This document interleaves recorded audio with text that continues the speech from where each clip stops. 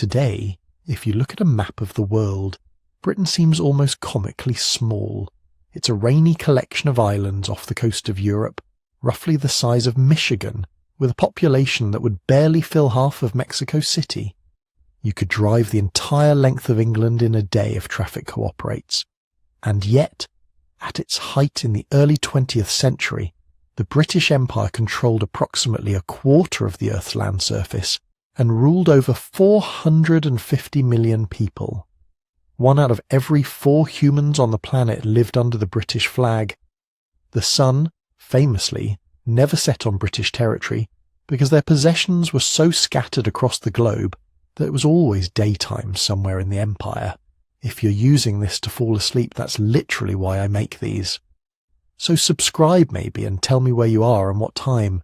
I check comments, and it's like Sydney at sunset, Seattle at midnight, all at once. How did this happen? How does a kingdom that spent most of the medieval period getting invaded by Vikings, Normans, and basically anyone with a boat somehow end up controlling Canada, India, Australia, huge chunks of Africa, islands scattered across every ocean, and territories on every inhabited continent? Was it destiny, geography, superior technology, ruthless ambition, dumb luck, or something stranger, some combination of factors that came together in a way that's never quite been repeated? That's the question we're going to explore tonight. And I mean really explore. This isn't going to be a simple story of good guys and bad guys, of inevitable progress or pure evil.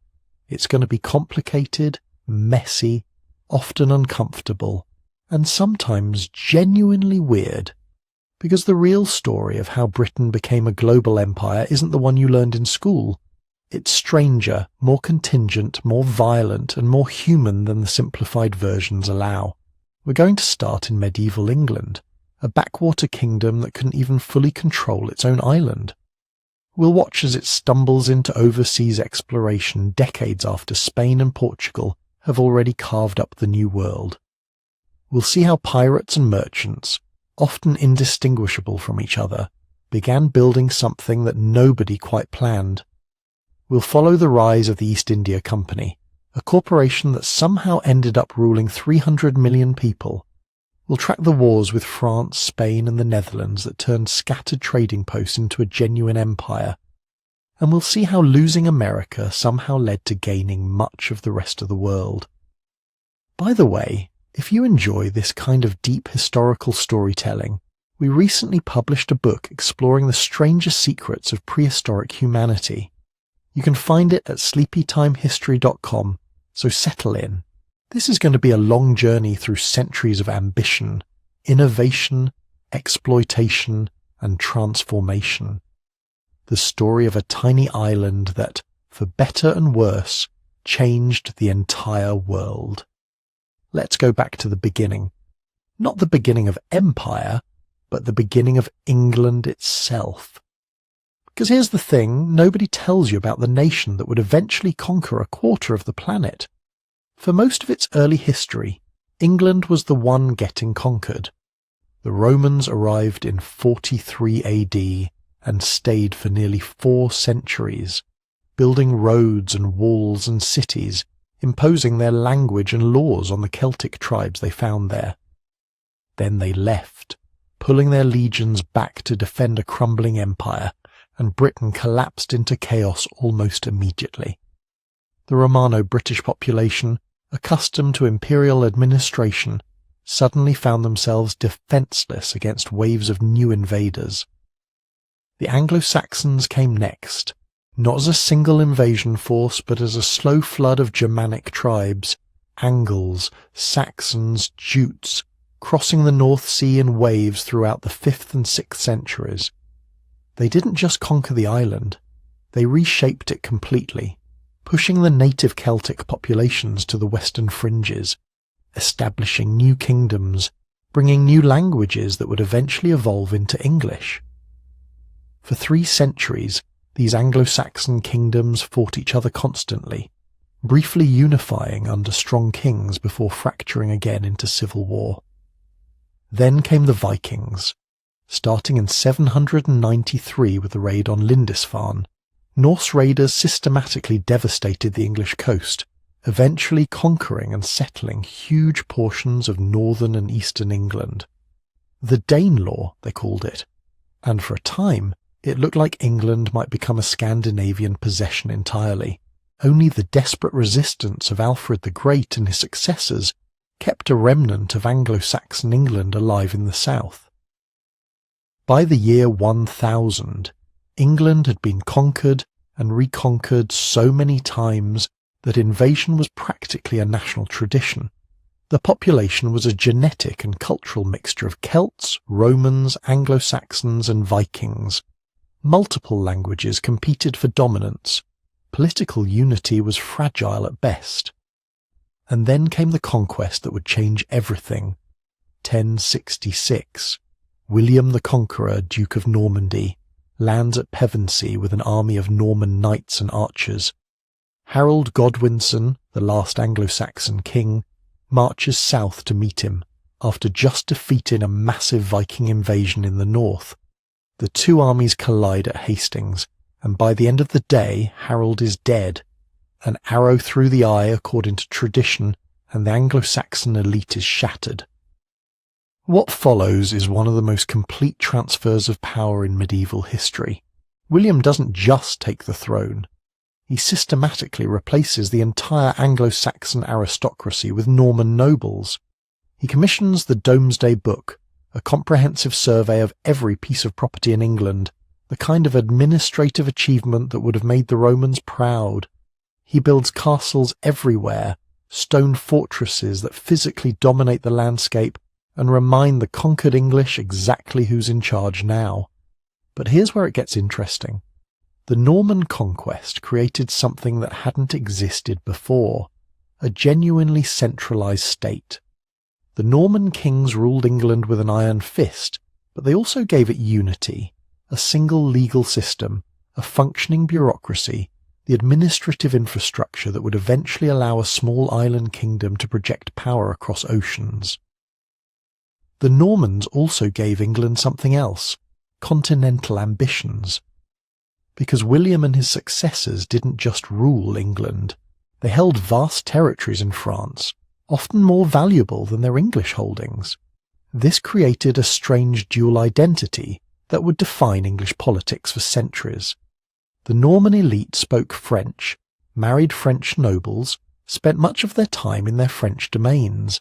England was important, but it was just one piece of a cross-channel empire. This tension erupted into open conflict in what we now call the 100 Years' War, though it actually lasted 116 years from 1337 to 1453. English kings claimed the French throne. French kings tried to confiscate English territories. Armies marched back and forth across France for over a century in a conflict that devastated the French countryside and slowly, painfully, forged a distinct English national identity. Because here's the paradox. England became England by trying to conquer France and failing. By the time England finally limped out of the 100 Years' War in 1453, exhausted and defeated, the world was already changing. While English nobles had been slaughtering each other over French territories, Portuguese sailors had been quietly revolutionizing navigation. They'd been pushing down the African coast year by year, voyage by voyage, mapping currents and winds, establishing trading posts, figuring out the maritime secrets that would crack open the world. Spain was watching, learning, preparing. And in 1492, while England was barely recovering from the Wars of the Roses, Christopher Columbus made landfall in the Caribbean and changed human history forever. Within a year, Pope Alexander VI issued a papal bull that literally drew a line down the middle of the Atlantic. Everything west of it belonged to Spain, everything east to Portugal. The Treaty of Tordesillas in 1494 formalized this arrangement. Two nations, blessed by papal authority, had divided the entire unknown world between themselves. England wasn't even invited to the negotiation, Think about that for a moment. The two great Catholic powers sat down and carved up the planet like it was a piece of property, and nobody thought to include England in the conversation. It wasn't an oversight. It was a statement. England simply didn't matter in global affairs. It was a minor kingdom on the periphery of Europe, still bleeding from decades of civil war, too poor and too distracted to care about distant oceans. The Wars of the Roses had done more than kill off rival nobles. They'd gutted the English economy, destroyed trade networks, turned the kingdom inward. While Portuguese merchants were establishing direct trade routes to India, and Spanish conquistadors were toppling empires in Mexico and Peru, England was trying to figure out which nobleman had the best claim to wear the crown. The country was broke. The nobility was decimated, and the new Tudor dynasty that emerged in 1485 had more pressing concerns than exploration. Henry VII, the first Tudor king, was obsessed with legitimacy and survival. His claim to the throne was questionable at best. He'd won it by killing Richard III at Bosworth Field, which is a perfectly medieval way to acquire a kingdom, but it doesn't inspire confidence in dynastic stability. He spent most of his reign consolidating power, crushing rebellions, arranging strategic marriages, filling the treasury that civil war had emptied. But he did make one interesting move. In 1497, he sponsored an Italian navigator named John Cabot to sail west across the Atlantic. Not south around Africa like the Portuguese, not southwest to the Caribbean like Columbus, but straight west into the unknown. Cabot made landfall somewhere on the coast of Newfoundland, claimed it for England, and returned with tales of seas so thick with cod that you could catch them in baskets. It was England's first tentative step into the age of exploration, and then nothing happened. Henry VII didn't send follow-up expeditions. He didn't establish colonies. He didn't really do anything with Cabot's discovery except note it in the official records. The Spanish were conquering the Aztecs. The Portuguese were establishing trading empires in Asia, and England was fishing off Newfoundland. This wasn't incompetence exactly. It was priorities. England was poor compared to Spain, with its American gold, and Portugal with its Asian spices. England had neither the capital nor the infrastructure for ambitious overseas ventures. More importantly, England was distracted by something that would prove far more consequential than any early exploration. The English Reformation changed everything. When Henry VIII broke with Rome in the 1530s, ostensibly over his divorce but really over power and money, he didn't just create a new church, he fundamentally reoriented England's position in the world. Overnight, England went from being a minor Catholic kingdom to a Protestant nation in a violently Catholic continent. Spain and France, the superpowers of the age, were both Catholic. The Pope, who had divided the world between Spain and Portugal, now declared the English king a heretic. The Treaty of Tordesillas was a papal decree. Protestant England didn't recognise papal authority, which meant, from the English perspective, the treaty was meaningless. Spain and Portugal might claim to own the Atlantic and everything beyond it, but England no longer accepted that they had any right to make such claims. The Reformation didn't just free England from Rome, it freed English ships to sail wherever they wanted. But this freedom came with isolation. England was now a heretic nation, an outsider, surrounded by hostile Catholic powers who would happily see it destroyed. When Mary I briefly returned England to Catholicism in the 1550s, she married Philip II of Spain, and for a moment it looked like England might become a Spanish satellite.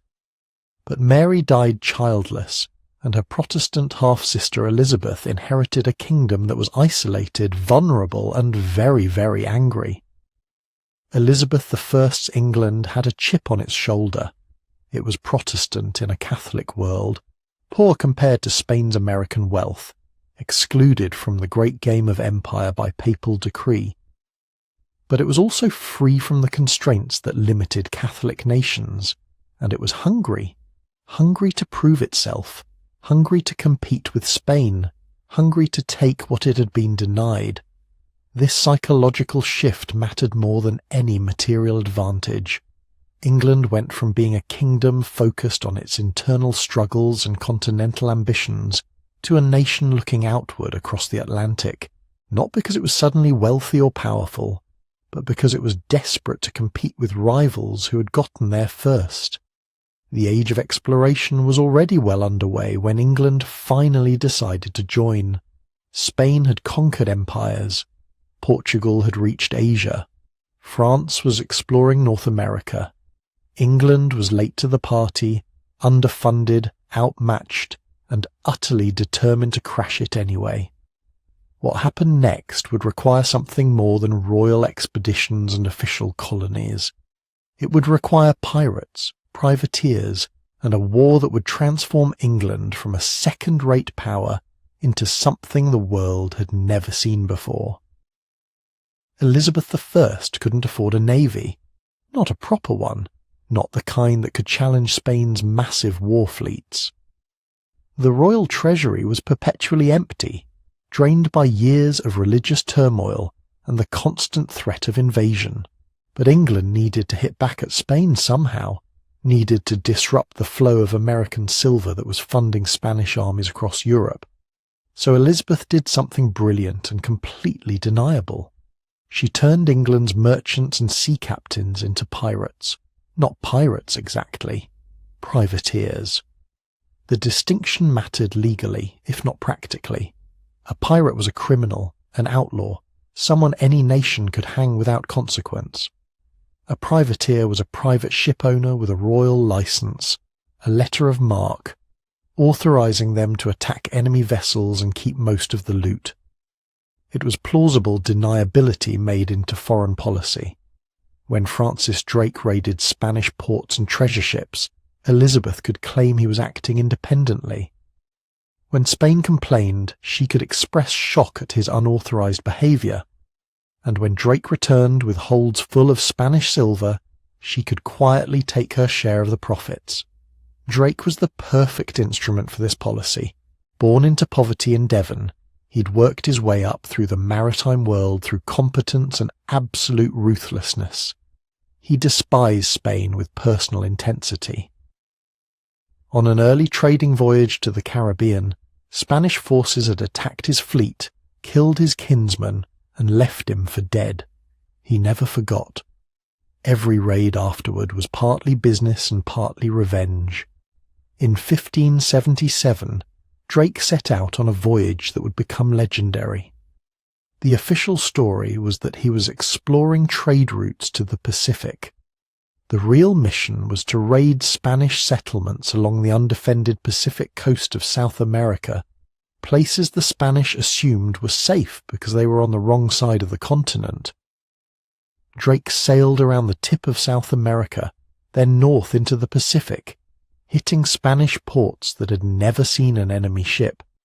He captured treasure vessels that didn't even have weapons because who would attack them here? The panic was extraordinary. Spanish colonial authorities suddenly realized their entire Pacific coast was vulnerable. They'd built their American empire assuming the Atlantic was the only approach that mattered. Drake had just proved them catastrophically wrong. He sailed north all the way to California, claimed it for England in a ceremony the Spanish would have found hilarious if they'd known about it, then crossed the Pacific to Asia and returned home around Africa. He'd circumnavigated the globe. More importantly, he'd returned with so much Spanish treasure that his investors made a 4,700% profit. Elizabeth knighted him on the deck of his ship. It was the most aggressive diplomatic middle finger imaginable. Spain demanded Drake's execution as a pirate. Elizabeth made him a knight and a hero. The message was clear. England might not be strong enough to fight Spain directly, but it could bleed the Spanish Empire slowly, ship by ship, port by port, treasure fleet by treasure fleet. John Hawkins was doing something similar, building a network of traders and raiders in the Caribbean. Walter Raleigh was organising expeditions to North America, searching for territories England could claim before Spain expanded north from Mexico. These weren't naval officers following orders from the Admiralty. They were entrepreneurs, investors, sea captains operating in a grey zone between trade and warfare. They were also training a generation of English sailors in navigation, ship handling and combat at sea. Learning by doing, learning by raiding. Spain couldn't tolerate it forever. By the mid-1580s, Philip II had decided that England had to be destroyed, not just defeated, but conquered and forcibly returned to Catholicism. He began assembling the largest naval force Europe had ever seen, the Spanish Armada. 130 ships, 30,000 men. The plan was to sail up the English Channel, meet with the Spanish army waiting in the Netherlands, ferry that army across to England, and crush Elizabeth's heretic kingdom in a single overwhelming invasion. When the Armada finally appeared off the English coast in July 1588, it must have seemed unstoppable. The Spanish galleons were massive floating fortresses, towering over the smaller English ships. But the English had learned things during their years of privateering. Their ships were faster, more manoeuvrable, built for sailing rather than just carrying soldiers. Their gun crews had been trained in actual combat, not just practice drills, and they had Drake, Hawkins and a cadre of captains who'd spent the last decade figuring out how to fight Spanish ships and win. The English didn't try to board and capture the Spanish vessels. That was the Spanish plan, to grapple enemy ships and let their superior numbers of soldiers win the day. Instead, the English stayed at range, using their superior manoeuvrability to pepper the Spanish fleet with cannon fire. They sent fire ships, unmanned vessels set ablaze and sent drifting into the anchored Spanish fleet, creating chaos and forcing the Armada to cut their anchors and scatter. When the Spanish finally tried to regroup and escape north around Scotland, storms battered them mercilessly. More than half the fleet never made it home. But here's what's important to understand. The Armada's defeat didn't instantly make England a great power. Spain was still wealthier, still controlled most of the Americas, still had the largest army in Europe. The war between England and Spain continued for another 16 years. What changed was psychological. Spanish invincibility was a myth now, and everyone knew it. England had faced the greatest military power in the world and survived. More than survived. They'd proven that Spain's American empire was vulnerable, that Spanish ships could be beaten, that all that gold and silver flowing across the Atlantic could be intercepted. Other nations noticed. Dutch rebels fighting for independence from Spain took heart. French Protestants gained confidence. The balance of European power began to shift in ways that wouldn't become obvious for decades. But England was still figuring out what to do with its newfound confidence. Walter Raleigh's attempts to establish a colony on Roanoke Island off North Carolina ended in mysterious failure. The colonists simply vanished, leaving behind only the word Croatoan, carved into a post. Nobody knows what happened to them. Disease, conflict with native populations, starvation, some combination of all three. The point is that establishing overseas colonies was hard, far harder than raiding Spanish ships. Yet something had shifted in English culture. Maritime adventure had become fashionable, even noble. Where once the path to glory led through continental wars and feudal politics, now young men dreamed of oceanic voyages and distant shores. Investors were forming joint stock companies to fund expeditions, spreading the risk and the potential profits among many shareholders. The machinery of empire was being invented by merchants and sailors who couldn't afford to wait for royal sponsorship. They were still looking for gold, still chasing the fantasy of finding what Spain had found in Mexico and Peru. They hadn't yet figured out that England's path to empire would be completely different, that it would run through trade and settlement rather than conquest and plunder. But they were learning. Every failed colony, Every captured Spanish ship, every voyage into unknown waters taught them something new. The world was opening up. And England, late to the game and desperate to catch up, was developing the skills and the hunger that would eventually let it surpass everyone who'd gotten there first. By the early 1600s, the age of daring raids and failed experiments like Roanoke had taught England one thing very clearly. You couldn't build an empire on bravado alone. You needed something more durable than a pirate raid or a half-starved outpost that vanished without explanation. You needed a foothold, a place where English people could live, not just land, grab treasure and sail away. So in 1606, a group of London investors tried something new with something very old at its core, a business venture. They called it the Virginia Company. On paper, it was almost boring, a joint stock company. People bought shares, pooled money, and in return got a percentage of whatever profits came back from America.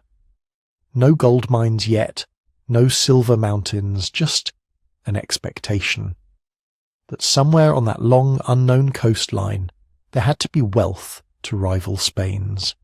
The Virginia Company's instructions were optimistic to the point of delusion. Find a good harbour, search for gold and silver, establish trade with the locals, maybe locate a passage to the Pacific while you're at it. Oh, and try not to get wiped out. In December 1606, 3 small ships set out. The Susan Constant, the Godspeed, and the Discovery. About 100 men and boys on board. No women. No farmers, really. Lots of gentlemen who had never worked a day with their hands. Some craftsmen, a few labourers, a handful of soldiers. It was less a community than a speculative project wrapped around a cannon. They reached the Chesapeake in the spring of 1607 and pushed up a river the English would later name the James. They picked a swampy peninsula for their new settlement, partly because it was defensible, partly because they didn't understand what they were choosing. Brackish water, mosquitoes, summer heat like a wet blanket, winter cold that cut straight through wooden walls.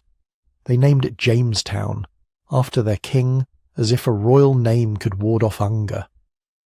The first months were an education in reality. There was no gold. The men were unaccustomed to planting and harvesting in this climate. Supply ships were irregular and often delayed. Food ran out, then ran thin, then became an obsession.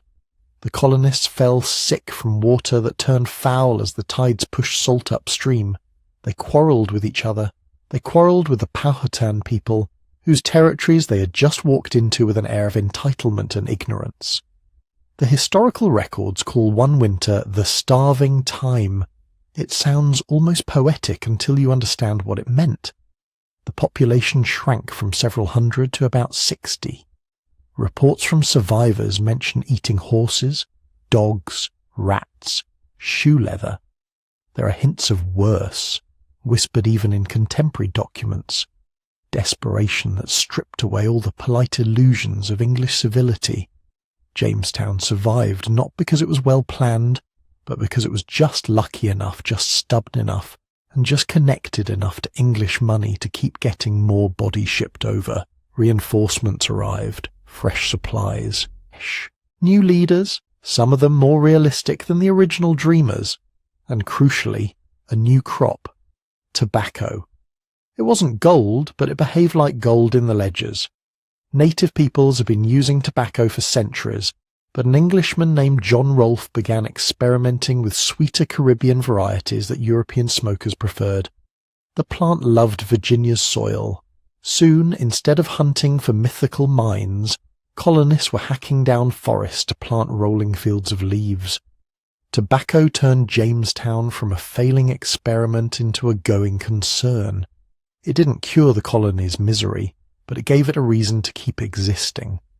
Planters needed labour, more land, more workers to grow more tobacco to ship back to London. The Virginia Company finally saw a potential return on its investment. But this was only one model of colonisation. While Jamestown clawed its way toward profitability, another group of English settlers was dreaming of a very different kind of new world. In 1620, a small ship left England with an even smaller group of religious dissidents. They weren't investors. They weren't backed by a major joint stock company with grand profit calculations. They were separatists, later remembered as the Pilgrims, people who believed the Church of England was so corrupt that it couldn't be reformed from within. They'd tried living in the Netherlands for a while, but life there was precarious. So they formed a deal with London merchants, secured a patent and boarded a ship called the Mayflower. About 100 people, families this time, women, children, elderly parents. Not an expeditionary force, but a portable community. Their voyage was miserable. Storms, leaks, cramped conditions. When they finally sighted land, they were off course, hundreds of miles north of where they were technically supposed to settle. Their patent didn't apply here. Legal authority was fuzzy. Some of the passengers, not being part of the core religious group, started muttering that the rules no longer bound them. So before anyone set foot on shore, they did something quietly revolutionary. They wrote an agreement, a compact, a promise that they would form a civil body politic, make laws together, and obey them for the good of the colony. It was a practical solution to an immediate crisis, hammered out in a cold, cramped ship's cabin. But it planted a seed, the idea that communities across the ocean might govern themselves, not as royal fiefdoms, but as self-organized societies under a distant crown. They called their settlement Plymouth. Where Jamestown had been founded on commerce and royal charters, Plymouth rested on shared belief and mutual obligation. It didn't make them immune to suffering. The first winter killed nearly half of them. They depended heavily on local Wampanoag people for food, knowledge, and fragile political alliances. The famous story of a welcoming Thanksgiving glosses over the underlying reality. Both sides were making hard calculations about survival, security, and advantage. Jamestown and Plymouth looked utterly different on the surface. One was a swampy outpost run by profit-seeking gentlemen. The other was a rocky settlement of religious families promising to live by their own rules. But together, they hinted at what England's Atlantic Empire was becoming, a patchwork of colonies, each founded for its own reasons, money, God, or sheer desperation, but all feeding into a wider web of power. Once those first fragile settlements took root, growth along the eastern seaboard became almost explosive.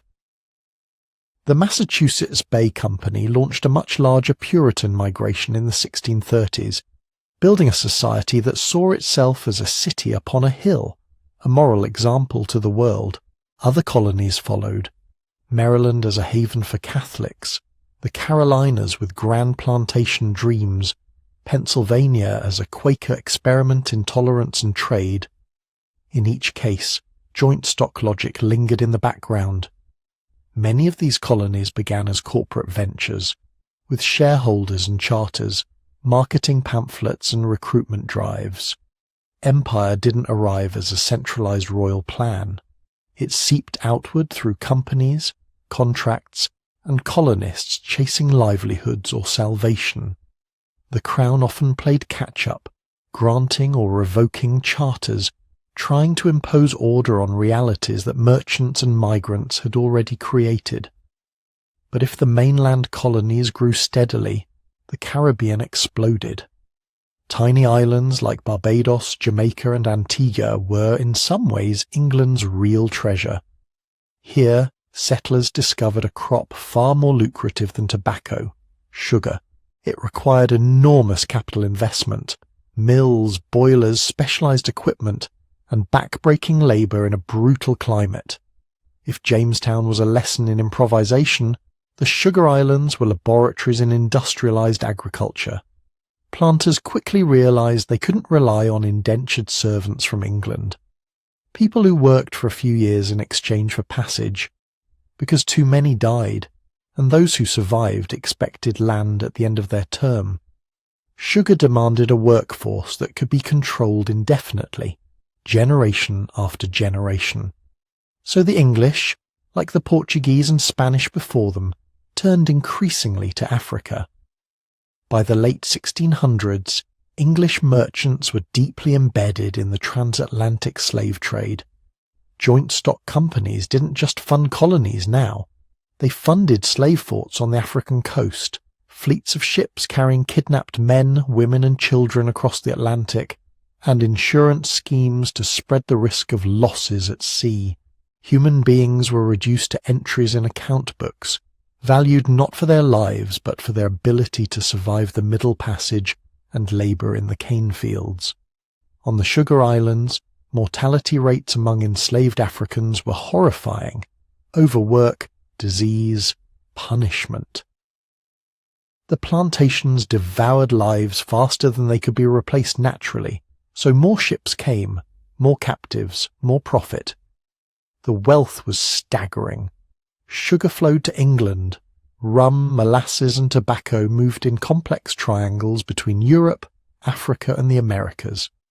The emerging British Empire began to rest, financially, on slavery. And yet, if you zoomed in on the ground level, the grand patterns of commerce and empire dissolve into something messier and far more human. Imagine stepping ashore as an early colonist. The air is thick and unfamiliar. In Virginia it smells of wet earth, rot and wood smoke. In New England of pine resin and cold salt. In Barbados it's hot and sweet and suffocating. The nights are full of insect noise and animal cries you don't recognize. The stars are the same, but everything else is wrong. You're far from home, dependent on strangers whose language you don't speak, whose relationship to this land is deeper than you can fathom. Sometimes that relationship takes the form of cautious trade. Corn for iron tools, furs for cloth. Sometimes it looks like uneasy truces, alliances against rival tribes or rival colonies. Sometimes, as English ambitions expand and land hunger grows, it erupts into violence, massacres, burning fields, and shattered communities on both sides. Disease runs ahead of everything.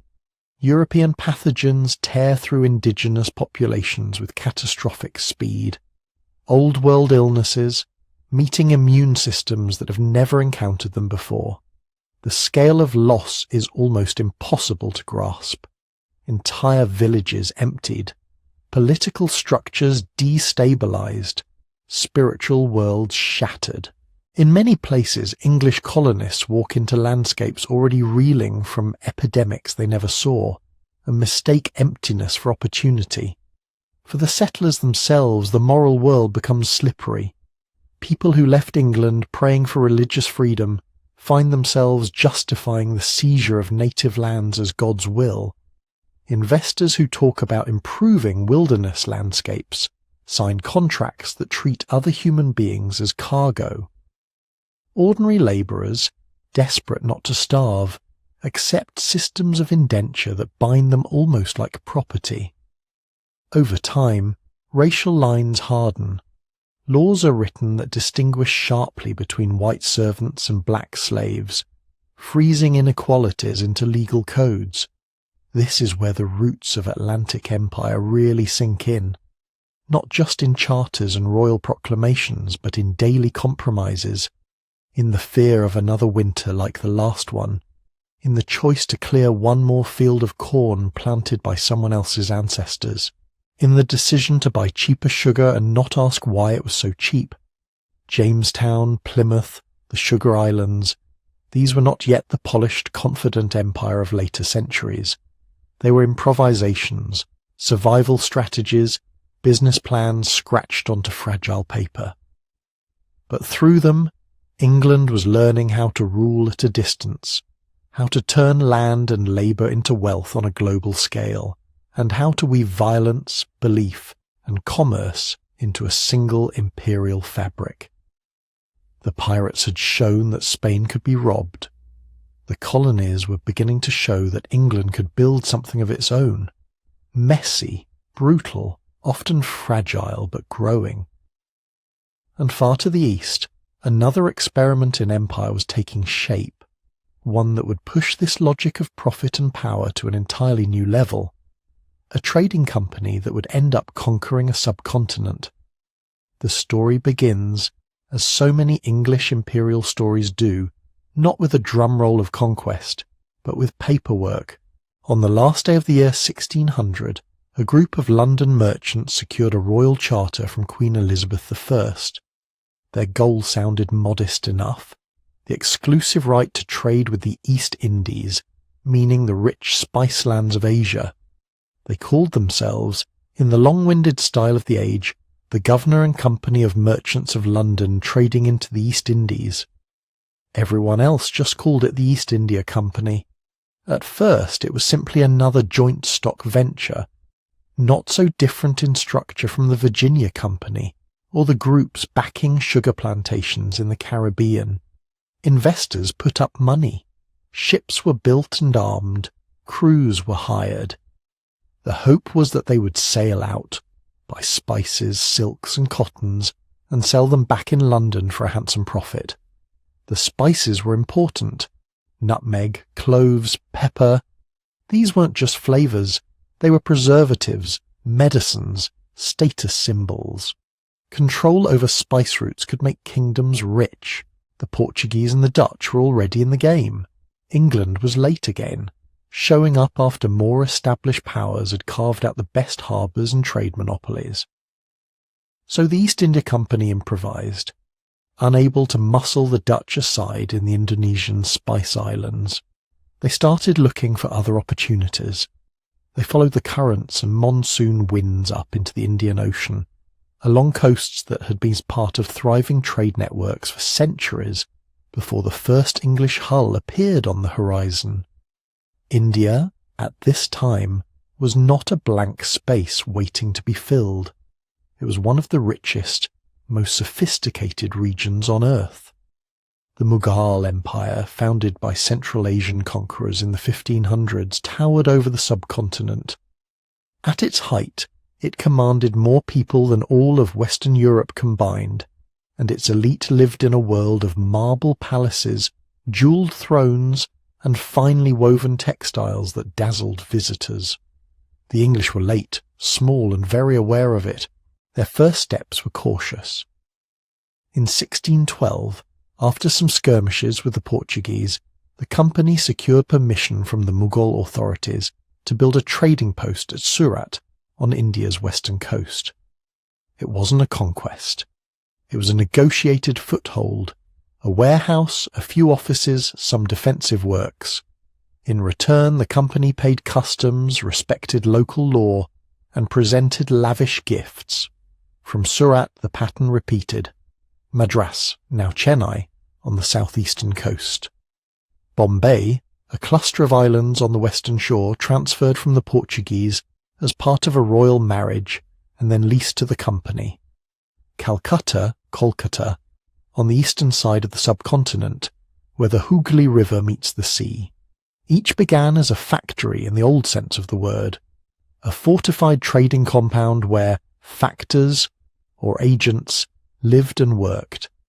Inside those walls, English clerks counted bales of cotton and silk, weighed pepper and saltpetre, and tried to keep the monsoon damp out of their records. Outside, they moved cautiously through a world dominated by Mughal officials, local princes, merchant guilds, and powerful banking families. The company, for its first decades in India, was a minor player in someone else's empire, but money has a way of seeping into power. Indian textiles, especially fine cottons and silks, became wildly popular in Europe. Calicos and muslins flooded London markets. People who would never see India wrapped themselves in its cloth. The company's ships sailed in irregular circuits, English silver out, Indian goods back, then on to Africa and the Americas. Bit by bit the balance sheet grew. With profit came ambition. The company began hiring more troops, first as guards for its warehouses, then as permanent garrisons. Many of these soldiers were Indian recruits trained in European drill, commanded by British officers. They were called sepoys. Over time, The company's private army swelled from a few hundred to tens of thousands of men. For a long while, this growing force existed in the shadow of Mughal power. The emperors in Delhi and their governors in the provinces still called the shots, but empires age. By the late 1600s and early 1700s, the Mughal Empire was beginning to fray. Succession struggles at the top drained resources. Powerful regional governors, Nayabs and Rajas, started acting more independently. Maratha warriors in the west, Sikh states in the north, and other regional powers pushed back against Mughal control. To people living through it, the decline probably didn't feel like a single dramatic collapse, but a long series of uncertainties. One ruler dies, another is weaker. Taxes rise in some places and fall in others. Armies march. Alliances shift. Old guarantees of protection start to seem less certain. Into these cracks stepped the company. They had money. They had guns.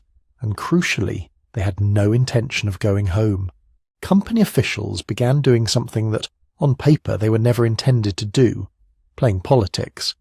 They loaned money to cash-strapped princes. They offered military aid to one faction in a succession dispute, on condition that their trading rights were expanded. They negotiated tax exemptions and legal privileges, sometimes with the emperor's blessing, sometimes by quietly pressuring local officials. In Bengal, one of the richest provinces in India, this dance turned deadly. By the mid-1700s, Bengal was a prize beyond imagining. Fertile rivers fed rice fields and cotton farms. Weavers produced some of the finest textiles in the world. Calcutta, the company's base there, was growing into a major port. But the Nawabs of Bengal resented how the English merchants were edging beyond their original permissions, fortifying their settlements and evading customs. In 1756, a young Nawab named Siraj-ud-Dowlah moved against the company. He captured Calcutta, imprisoned many of its defenders, and briefly seemed to have checked the foreign traders. The company, outraged and alarmed, dispatched a relief force under an officer who had already made a name for himself in India, Robert Clive. Clive was not a grand strategist in the modern sense. He was a former clerk who had reinvented himself as a soldier of fortune, ambitious, ruthless, and remarkably willing to gamble. When his army met the Nawabs near the village of Plassey in June 1757, the odds on paper looked lopsided. Siraj's forces outnumbered Clive's by tens of thousands. But numbers are only part of a battle. Clive had done his homework. Through secret negotiations, he persuaded key Bengali commanders to hold back or switch sides mid-battle. He promised them riches and titles if they helped unseat Siraj. When the fighting began, confusion and betrayal spread through the Nawab's camp. What might have been a crushing defeat for the company turned into a swift, decisive victory. Plassey lasted only a few hours. Its consequences lasted centuries. In the aftermath, the company installed a more compliant ruler in Bengal, and, more importantly, secured the right to collect land revenues in large parts of the province. This wasn't just about trade anymore. It meant that a private corporation, headquartered in London, now controlled the tax base of one of India's richest regions. The East India Company had become, almost without anyone intending it in 1600, a state within a state. From this point on, the logic of the enterprise shifted. Trade was still important, but the real money lay in revenue. Company officials in Bengal and eventually other territories didn't merely buy and sell goods. They assessed land, levied taxes, and enforced collection, backed by their private army. They set up courts to adjudicate disputes, often blending English legal ideas with existing Indian practices, always in ways that tended to protect company interests. On the ground, this new order could feel bewildering. Peasants who had once paid taxes to a Nawab's officers now faced company-appointed revenue farmers.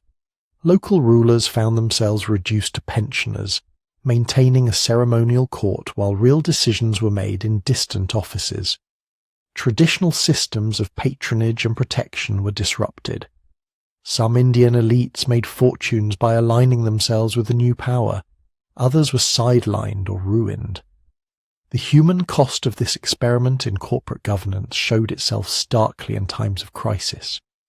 In 1770, Bengal was struck by a devastating famine, a combination of crop failures, harsh revenue demands, and market speculation led to mass starvation. Contemporary accounts describe corpses lying by the roadside, villages emptied, entire tracts of land falling out of cultivation. Estimates of mortality vary, but many historians think that millions died. The company's response was uneven and, in many places, tragically inadequate. Officials were reluctant to reduce land assessments for fear of angering their superiors in London. Grain continued to be exported even as people starved. Some individuals tried to help, others saw an opportunity for profit. By the time the famine ended, the company's reputation, even in Britain, had been badly damaged, yet the wealth kept flowing. Indian revenues helped bankroll British wars in Europe and North America. Profits from land taxes and monopolies underwrote new campaigns of conquest on the subcontinent itself. The company's armies expanded, drawing more and more Indian soldiers into their ranks. Each new victory against Mysore in the south, the Marathas in the west, the Sikhs in the north, brought more territories under company control. It's here that a new idea began to take shape among some Indian thinkers, the sense that India's wealth was being systematically drained away. In the 19th century, long after Plassey, Indian nationalists would give this a name, the drain theory. Observers like Dadabhai Naoroji argued that under British rule, profits, salaries of British officials, pensions and interest payments were flowing out of India and into Britain without equivalent returns. Even earlier, people could feel the imbalance, even if they didn't use modern economic terms. Taxes collected in rupees were paying for palaces and investments thousands of miles away. To walk through a company-ruled city at the end of the 18th century was to see this tension everywhere. On one street, Indian artisans still weaving fine cloth. On another, European merchants in spacious houses, servants in attendance, ledgers full of calculations about exchange rates and freight costs. Outside the city, villages where farmers worried about the next assessment, the next bad monsoon, the next rumour of rebellion. A joint stock company created to chase pepper and cloves had become an empire in all but name. It had directors, not ministers, shareholders, not citizens. Its flags flew over forts. Its soldiers marched under its own commanders. Its decisions about taxation, justice and war shaped the lives of tens of millions of people who had never seen London, never bought a share, never given their consent. In time, even the British state would grow uneasy with this arrangement. Scandals, bankruptcies and uprisings would force Parliament to step in, to regulate, and eventually to take direct control. But by then, the pattern was set. Corporate power, backed by military force and wrapped in the language of trade and improvement, had shown how far it could go. The East India Company had not just opened markets. It had conquered a subcontinent in all but name, and in doing so it had given Britain something more enduring than spices or textiles, a vast reluctant cornerstone for a global empire. And as Britain's rivals watched this transformation, they understood something chillingly simple. The future of power might lie less in kings and more in companies, less in royal decrees and more in balance sheets. By the time the East India Company was turning from trader to tax collector in Bengal, Britain's imperial story was no longer just about merchants and distant princes. It was about rivals. Other European powers had been building maritime empires for a century before England really found its sea legs. The Portuguese had nailed crucifixes to the coasts of Africa and India. The Spanish had taken huge bites out of the Americas. The Dutch, those merchants of the North Sea, had woven themselves into almost every profitable trade route on the planet. If the company was one laboratory for Britain's rise, then the wars with these rivals were another. They were experiments in a different kind of power: guns, ships, credit, and sheer endurance. The first great test came not in India, but against neighbours just across the water, the Dutch. In the 1600s, the Dutch Republic was by many measures the commercial superpower of Europe. Amsterdam's merchants sat at the centre of a glittering web of trade. Dutch ships carried Baltic grain, African ivory, Asian spices, American sugar. Their East India Company, the VOC, was older, richer, and far more entrenched in Asian trade than its English counterpart. England could not simply out-merchant the Dutch. So it tried something else: outfight them. The Anglo-Dutch wars, fought in the mid-1600s, were brutal, seesawing conflicts that turned the North Sea and the English Channel into killing grounds of oak and iron. Fleets of warships, wooden hulls bristling with cannon, clashed again and again over who would control the carrying trade of Europe. These wars were not just about flags or wounded pride. They were about the right to move goods, to levy customs, to be the middleman of the world. In a sense, they were arguments over who would collect the world's delivery fees. Sometimes the Dutch had the better admirals, sometimes the English. Battles were won or lost in sudden bursts of wind, hidden sandbanks, or misread signals.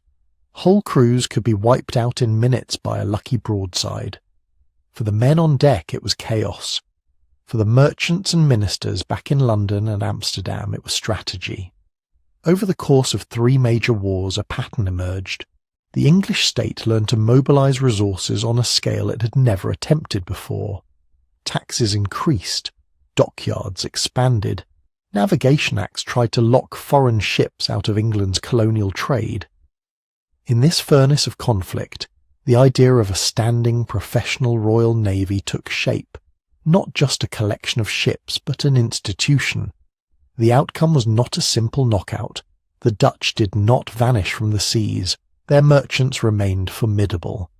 But the balance shifted. England gained important colonial and commercial footholds, including the small, easily overlooked Dutch colony of New Amsterdam, which the English renamed New York. Ironically, just as England was learning to compete with Dutch merchants, they'd invited a Dutch prince to sit on its throne. In 1688, a quiet revolution unfolded in Britain. Parliament, worried about the Catholic leanings and absolutist tendencies of King James II, reached out to his Protestant son-in-law, William of Orange, stadtholder of the Dutch Republic.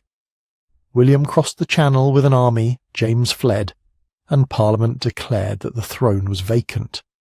William and his English wife Mary were invited to rule jointly. This glorious revolution was bloodless only from a distance. In Ireland and Scotland it sparked real wars, but in England it rearranged power in a way that would shape the empire's future. A Dutch ruler now sat on the English throne. The old enemies at sea were, at least for a time, united by a common cause: the defence of Protestant Europe against Catholic France. The real rival for the next century would not be the Dutch. It would be the kingdom ruled by Louis XIV and his successors, the great restless power just across the Channel. France was larger than England, more populous, with fertile lands and a sophisticated state apparatus.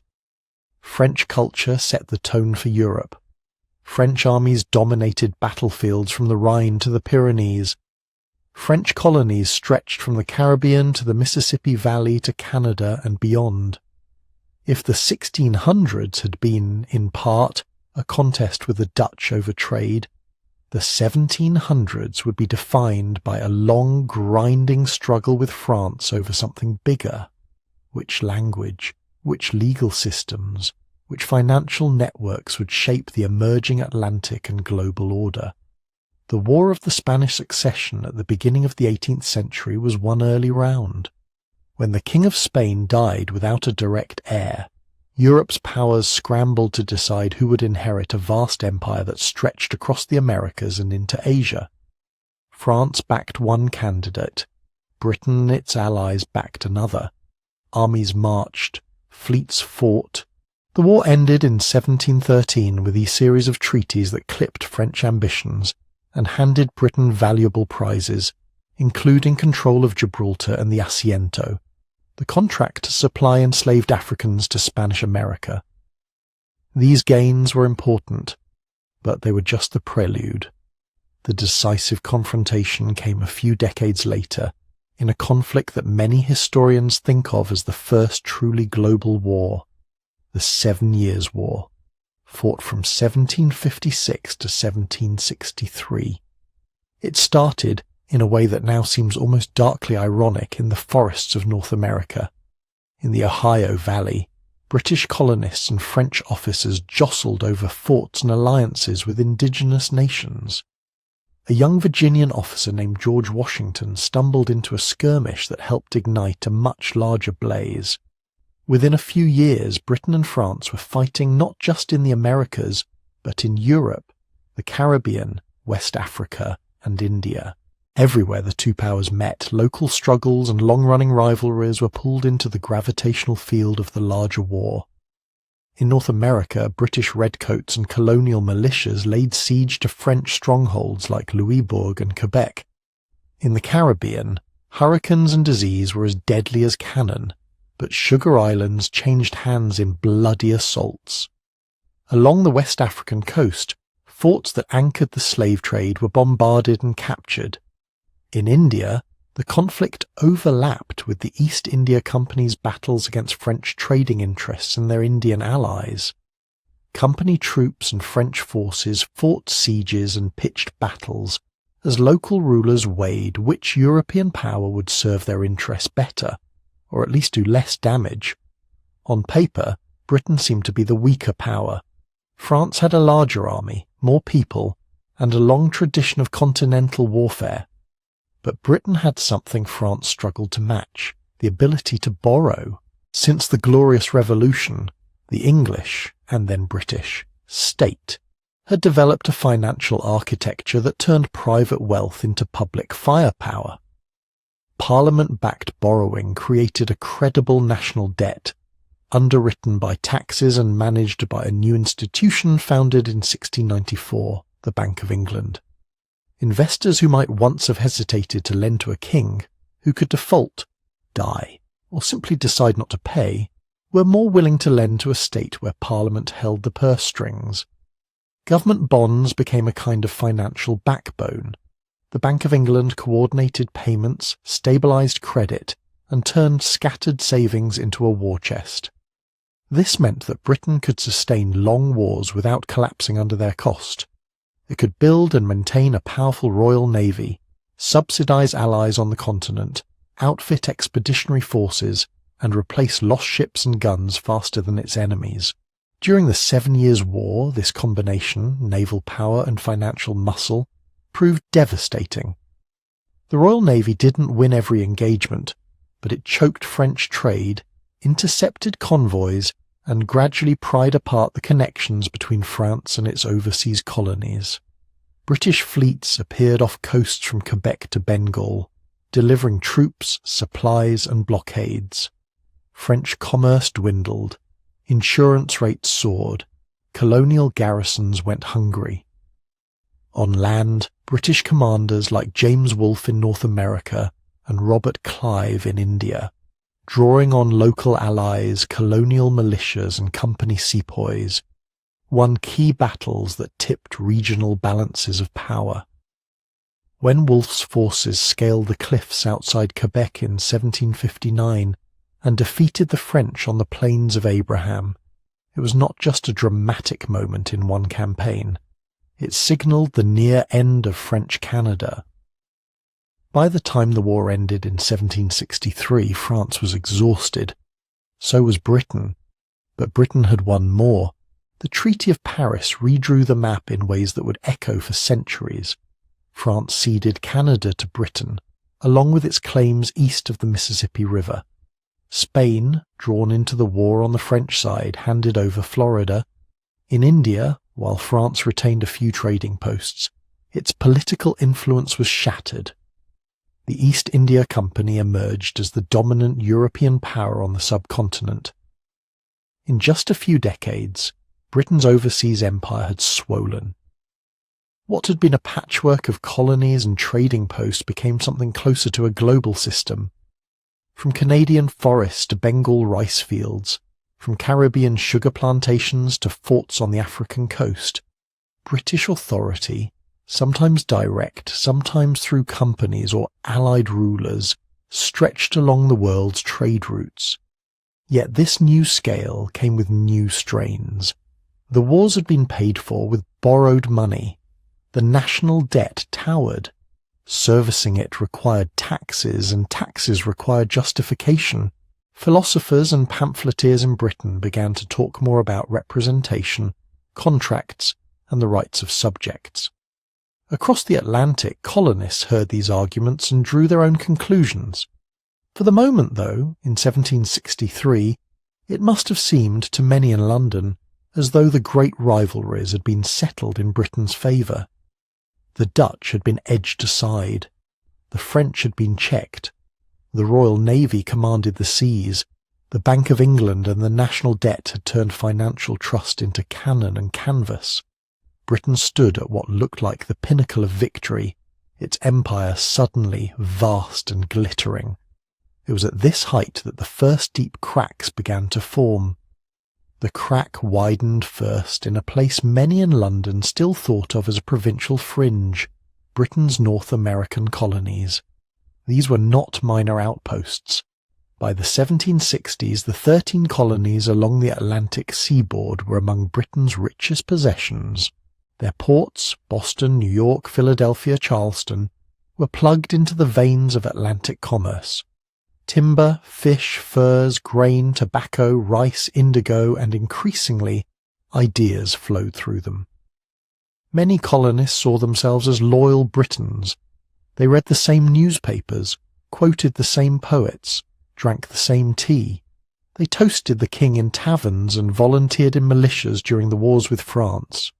When French flags came down over Quebec, many in the colonies celebrated, believing they had helped secure a British future for North America. But victory has a way of exposing hidden fractures. Britain had won the 7 Years' War, but it had paid dearly. The national debt had ballooned. Interest payments gnawed at the treasury. Politicians in London looked at the prosperous colonies across the Atlantic and asked a question that, to them, seemed perfectly reasonable. Shouldn't they help pay? The logic was simple enough on paper. The colonies had benefited from British protection. British troops, expensive to recruit, transport and supply, had defended them from French armies and their indigenous allies. Maintaining garrisons on the frontier would continue to cost money. Taxes and duties, the ministers argued, were a fair price for security. On the other side of the ocean, the same question sounded very different. Colonial assemblies had long been used to managing their own taxation. Local elites, merchants, planters, lawyers, saw fiscal control as part of their British birthright. They followed debates in Parliament closely. They read John Locke, Montesquieu, and other Enlightenment thinkers who talked about consent, natural rights, and the dangers of unchecked power. So when the British government began to impose new taxes and regulations, the Sugar Act, the Stamp Act, the Townshend duties, many colonists did not just complain about the cost. They questioned the principle. If they were Englishmen, where was their representation? If Parliament could tax them without their consent, what else could it do? Was this still the balanced constitution they'd been taught to admire, or something slipping toward arbitrary rule? Taxation without representation was not just a catchy slogan on a protest banner. It was the surface foam of a deeper current, a debate about what the empire actually was, a family of self-governing communities under a shared crown, or a hierarchy with Westminster at the top and distant colonies expected to obey. Crises followed one another in a quickening rhythm. The Boston Massacre, the Tea Act and the Boston Tea Party, the coercive acts. Each step on both sides made sense to the people taking it. British ministers thought they were asserting necessary authority over unruly subjects. Colonial leaders thought they were defending ancient rights against encroaching tyranny. In 1775, the argument turned into war. What became the American Revolution was at first a civil war within a British world. Neighbours chose sides, families split. Loyalists and patriots clashed in newspapers, in courtrooms, on battlefields. Redcoats and colonial militias exchanged fire at Lexington and Concord, at Bunker Hill, along muddy roads and frozen rivers. From London, this was supposed to be a punitive expedition, a sharp lesson. Britain still possessed the world's most formidable navy, a professional army and global resources. The colonies seemed on paper outmatched. But wars are not fought on paper. Distance mattered. Every musket, every uniform, every barrel of gunpowder Britain sent had to cross the Atlantic, through storms and past privateers. The colonies, by contrast, were fighting in their own backyards. Ideas mattered. Many colonists had convinced themselves that they were defending liberty itself. Pamphlets, sermons and speeches wrapped their struggle in universal language. Rights of man, consent of the governed. When the Continental Congress issued the Declaration of Independence in 1776, it was not just a list of grievances. It was a claim that all governments rested on the will of the people, an idea that, once spoken, was hard to contain. Allies mattered most of all. For years, France had watched Britain's rise with a mixture of resentment and calculation. The loss of Canada had been a profound humiliation. Now, French ministers saw an opportunity wrapped in colonial rhetoric. By supporting the American rebels, France could bleed its old enemy without facing the full cost of a direct invasion of Britain. Money, weapons and volunteers began to flow across the Atlantic. Later, Spanish and Dutch support joined the mix. What had begun as a British imperial quarrel turned into another global war. French intervention tipped the scales. It was French fleets and French troops that helped trap a British army at Yorktown in 1781.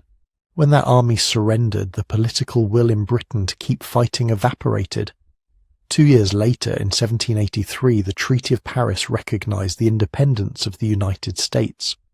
For the first time, Britain had not just lost a colony. It had lost an entire continental empire in the making. In London, this was a shock. How had the state that had humbled France, mastered credit and commanded the seas, allowed its richest mainland colonies to slip away? Pamphleteers blamed bad generals, foolish ministers, corrupt interests, or radical philosophers. There were inquiries and recriminations, memorials and laments. It would have been reasonable to imagine that this was the beginning of imperial decline, a broken empire chastened and retrenching. But that's not what happened. Instead, the loss of America acted more like a violent redirection of pressure. The energy, capital, and ambition that had once poured west across the Atlantic turned more decisively east and south. India, where the East India Company had already become a territorial power, loomed larger than ever. The logic of empire shifted. If settler colonies like those in North America could become rebellious republics, perhaps commercial and military control without large British populations would be safer. At the same time, the map itself was changing. In the 1770s, as trouble was brewing in Boston and Philadelphia, a navigator named James Cook was tracing coastlines thousands of miles away. On voyages across the Pacific, Cook charted New Zealand, mapped the eastern shore of a vast southern continent, and claimed it for Britain as New South Wales. These were not just lines on charts, they were potential futures. After the American War, those futures became more attractive. Britain had used its North American colonies as destinations for convicts and the poor. With that outlet gone, the government looked for alternatives. In 1788, the first fleet sailed into a bay on the east coast of Australia. There, on land recently mapped by Cook and long inhabited by Aboriginal peoples, the British founded a penal colony. It began as a desperate improvisation, a remote prison on the far side of the world. But prisons have a way of turning into settlements, and settlements into colonies. Over time, Australia and later New Zealand would become new kinds of British worlds, echoes, in some ways, of the lost American colonies, but with their own brutal histories of dispossession and expansion. While sails carried convicts and settlers into the Pacific, another current of change was building closer to home. By the early 19th century, the Atlantic slave trade, once a pillar of Britain's colonial wealth, was under attack, not just from enslaved people themselves, who resisted in ways large and small, but from a growing abolitionist movement in Britain. Preachers thundered against the trade from pulpits. Former enslaved people wrote memoirs and spoke at meetings. Middle-class families signed petitions, boycotted sugar, and joined societies dedicated to ending what they called a national sin. Moral conviction played a real role, so did changing economics and strategy. Plantation systems in some islands were becoming less profitable relative to new industrial opportunities. War with revolutionary and Napoleonic France made control of the seas and of public opinion more important than individual sugar fortunes. Ending the trade could hurt rivals still dependent on it and burnish Britain's image as a moral leader. In 1807, after years of agitation, Parliament passed the Act for the Abolition of the Slave Trade, making it illegal for British ships to traffic enslaved Africans. In 1833, slavery itself was abolished across most of the British Empire, though with compensation for slave owners and very little for the enslaved. These were not pure triumphs of conscience. Freed people often found themselves tethered to new forms of coerced labour. Yet something real had shifted. A state that had once enriched itself by selling human beings now proclaimed, at least in law, that this commerce was intolerable. Crucially, Britain did not just change its own rules. It used its greatest imperial asset, the Royal Navy, to try to impose those rules on others. British squadrons began patrolling the Atlantic and Indian Oceans, stopping and searching ships suspected of carrying enslaved people. Treaties were signed with other powers. Slave ships were seized. Captives were, in some cases, resettled in places like Sierra Leone. To some, this looked like humanitarianism backed by cannon. To others, it looked like a new kind of policing power over the seas. By claiming the right to board foreign vessels in the name of abolition, Britain also reinforced its practical control of maritime routes. Meanwhile, the end of slavery did not mean the end of exploitation. It often meant its reconfiguration.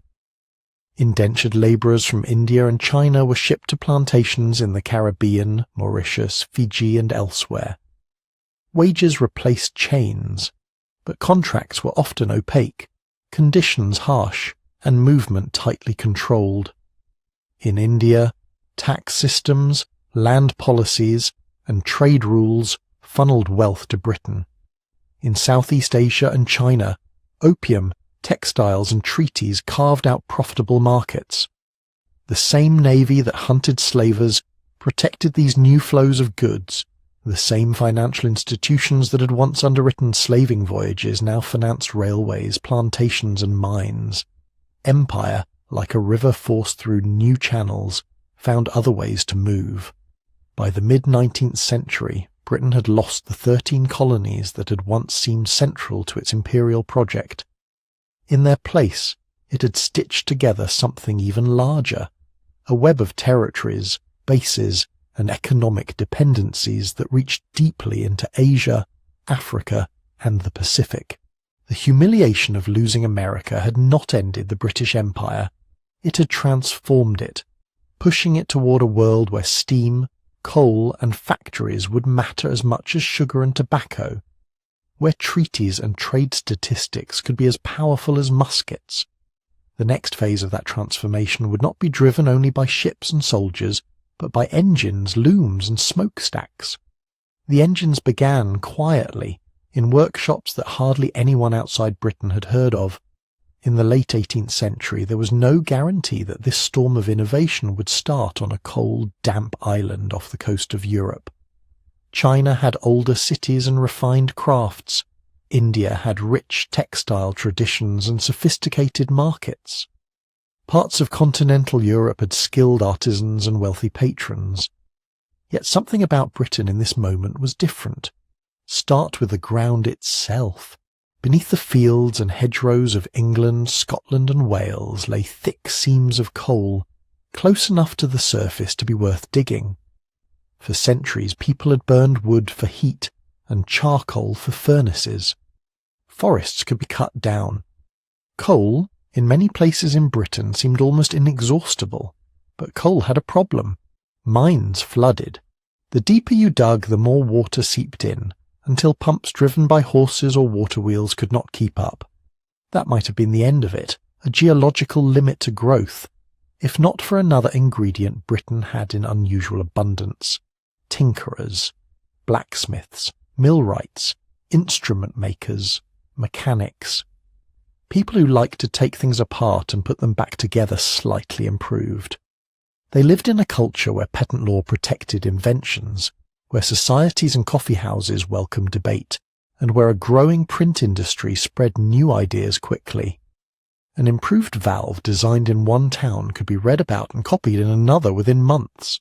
Into this world stepped people like Thomas Newcomen and James Watt, who did not see flooded mines as a curse but as an engineering problem.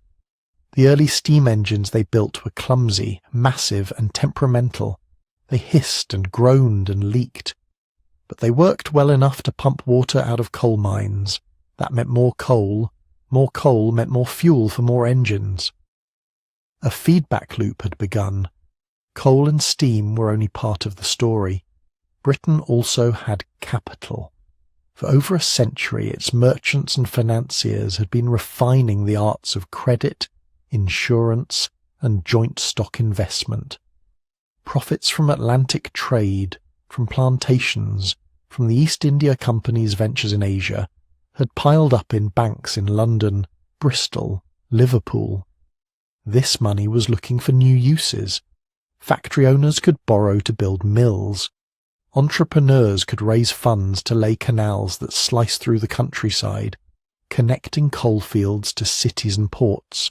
Investors were willing to risk money on ironworks, spinning machines, and experimental engines because they lived in a state that, compared to many rivals, offered relatively stable law, private property protections, and a government that did not habitually seize private fortunes.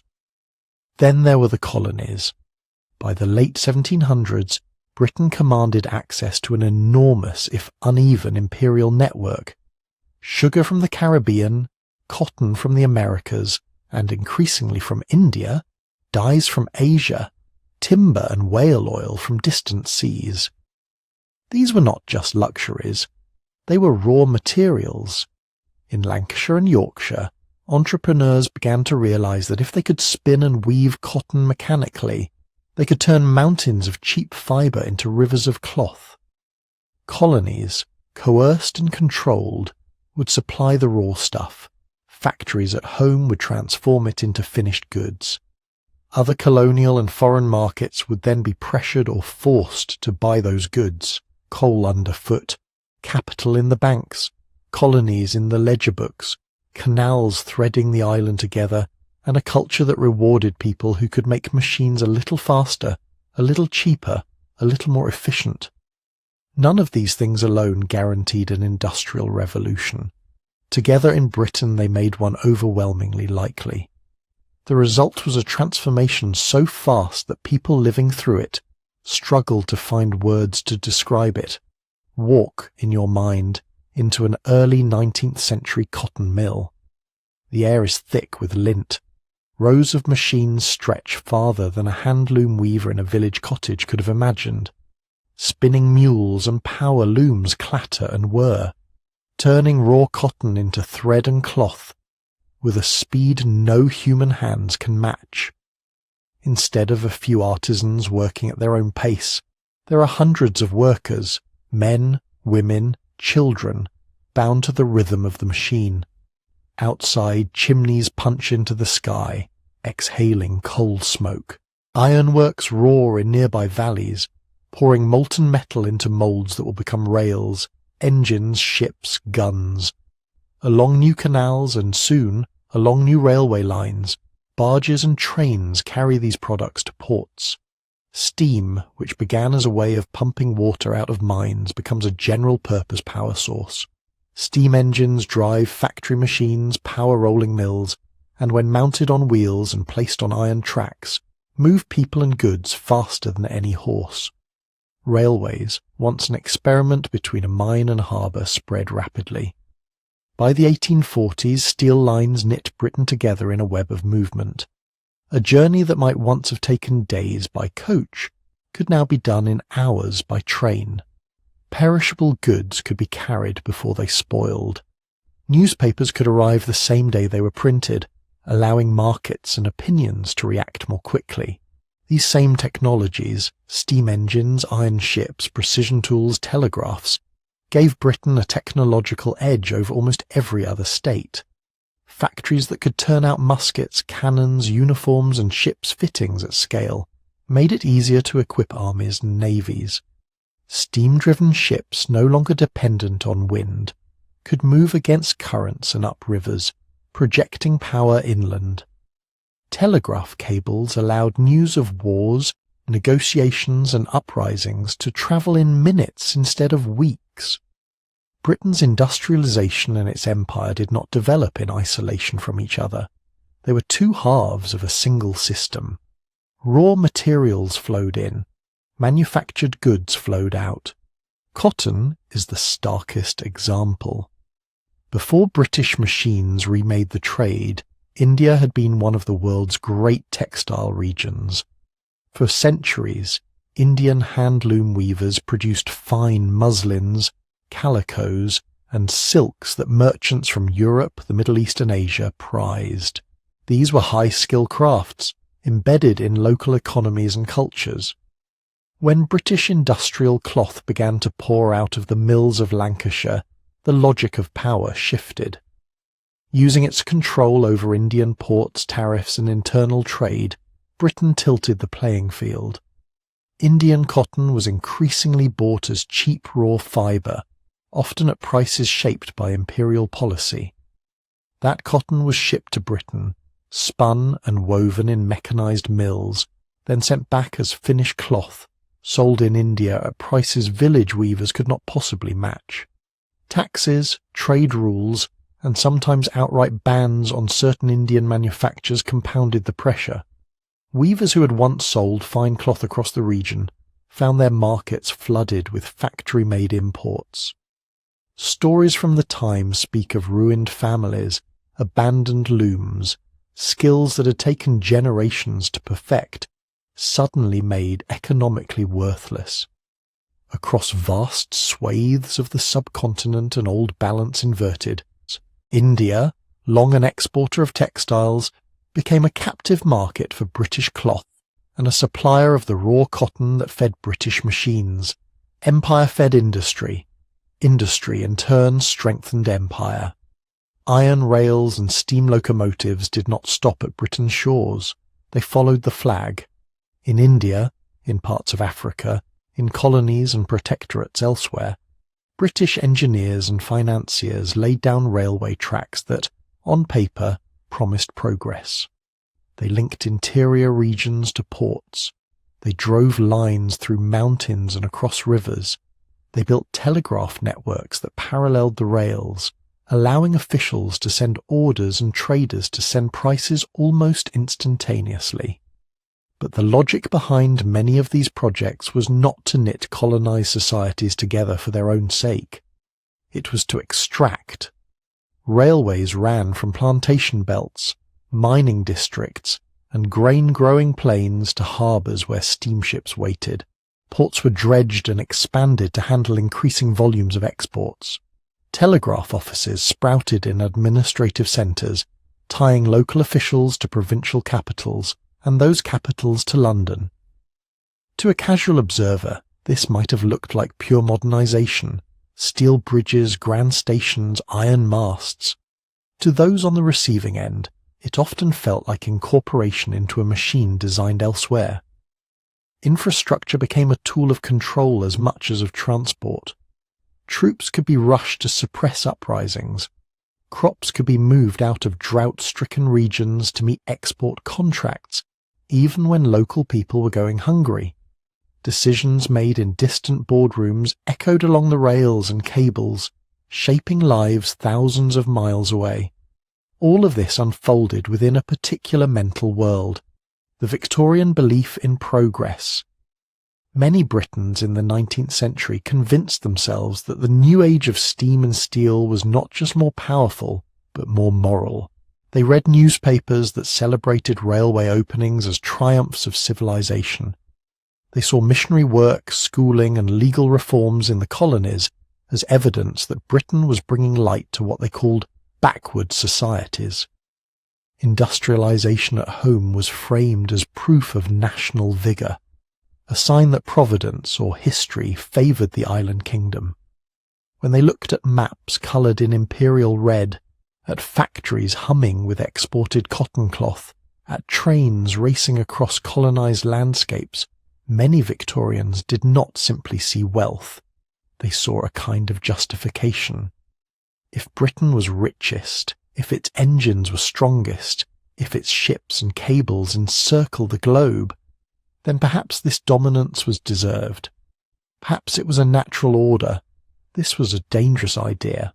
It allowed the costs of empire, the famines intensified by export policies, the shattered artisan economies, the forced labour behind voluntary contracts, to be set aside as unfortunate side effects of an otherwise righteous mission.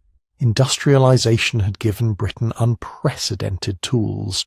The Victorian mindset helped ensure those tools were used to deepen imperial reach, under the comforting story that it was all, in the end, for the world's own good.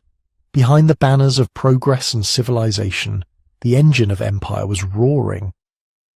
And in the decades to come, that engine would drive Britain and its rivals into a new, more intense competition over the remaining unclaimed spaces of the map. By the late 19th century, that map of the world, with its spreading patches of imperial red, had become more than a picture.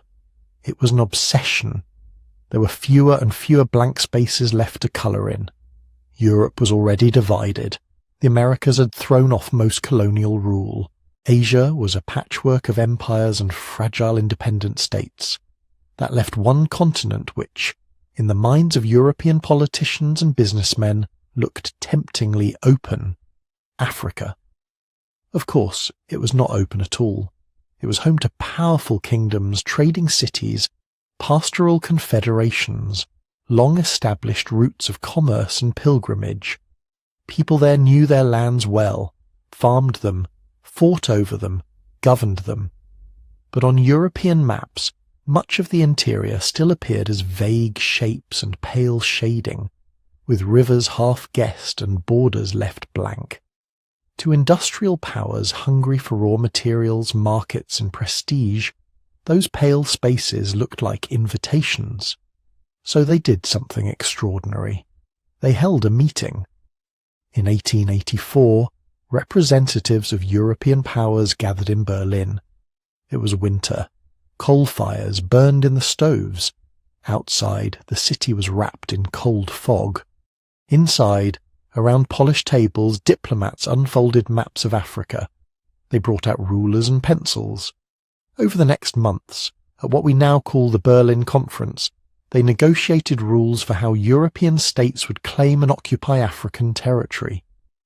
They argued about rivers and coastlines, spheres of influence and free trade zones, but shared one basic assumption, that they, not the people living on the continent, had the right to decide how it would be divided. It is hard to overstate the abstraction of what they did. Lines were drawn across regions the participants had never seen.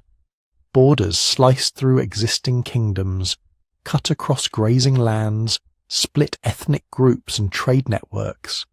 An African ruler might find, years later, that his domain had been placed partly in French territory, partly in British, partly in some vaguely defined zone belonging to another power.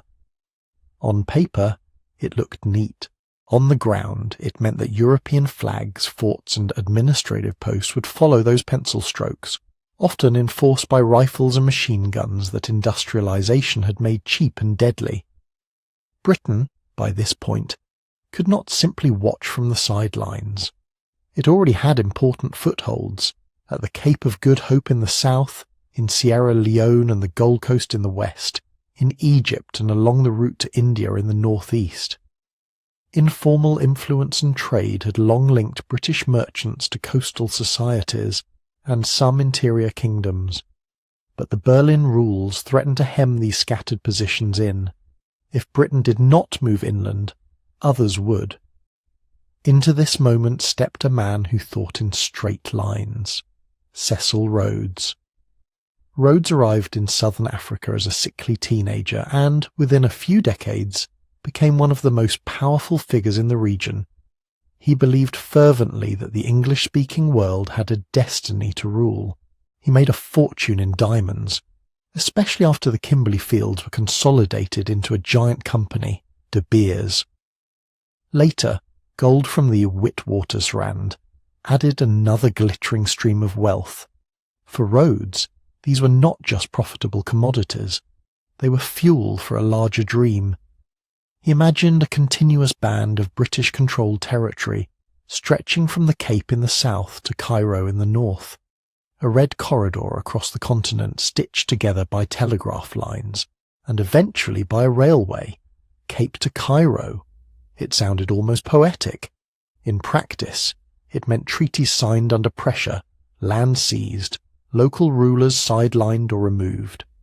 Charter companies, backed by London investors and the British government, pushed into what are now Zimbabwe and Zambia.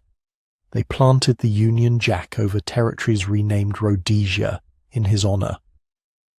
But there were other settlers in southern Africa with their own ambitions. The Boers, descendants of Dutch, German and French colonists, had trekked inland in the 1800s to establish independent republics like the Orange Free State and the South African Republic, Transvaal. When vast gold deposits were found in Boer territory, tensions between these republics and the expanding British presence sharpened. What followed is known as the Boer Wars. The first, in the early 1880s, was short and humiliating for Britain. The second, beginning in 1899, was far longer and far more brutal. British forces expected a quick victory. Instead, they faced determined guerrilla resistance from Boer commandos who knew the terrain intimately. In response, British commanders adopted harsh tactics, scorched earth campaigns that burned farms, slaughtered livestock, destroyed crops. To cut Boer fighters off from support, they herded civilians, mainly women and children, into what were called concentration camps. Conditions in many of these camps were appalling. Overcrowding, poor sanitation, inadequate food and medical care led to the deaths of tens of thousands, including large numbers of children. Black Africans, also swept into their own camps or forced into labour as the war disrupted their lives, suffered greatly as well. The conflict ended with British victory and the formal incorporation of the Boer republics into a wider South African framework under British influence. On the map, the empire had gained another thick red block.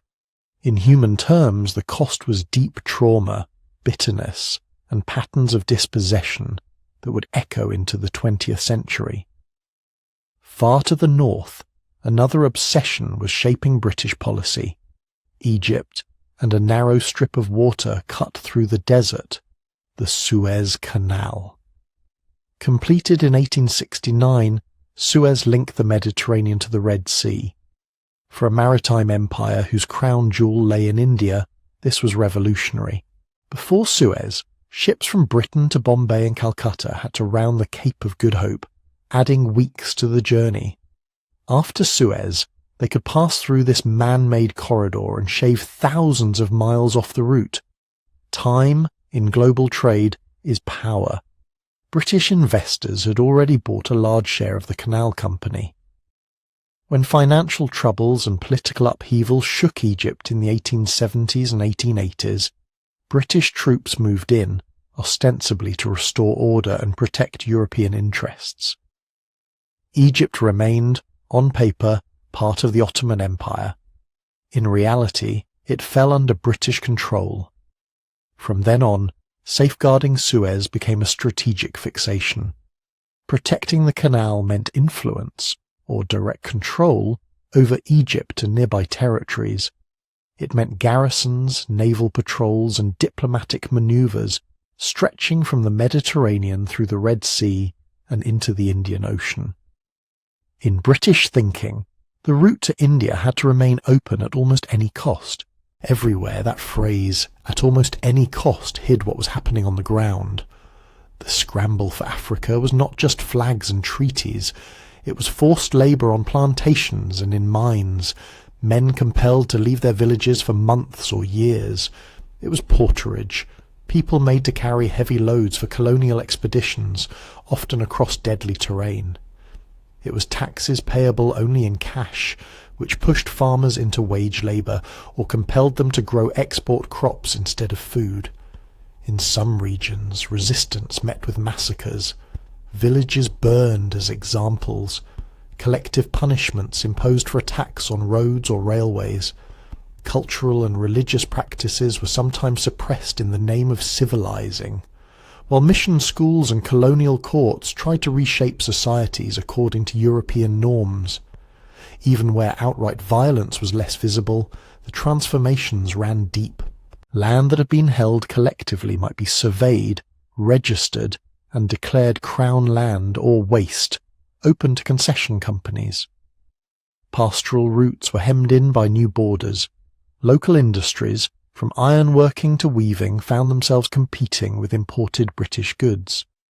People adapted as best they could. Some entered colonial administrations as clerks and interpreters. Some used mission education to become lawyers, teachers, or journalists, developing new forms of political thought. Others fought, openly or covertly. Many simply tried to survive within a system that had been imposed without their consent. By the early 20th century, the cumulative result of these expansions was staggering.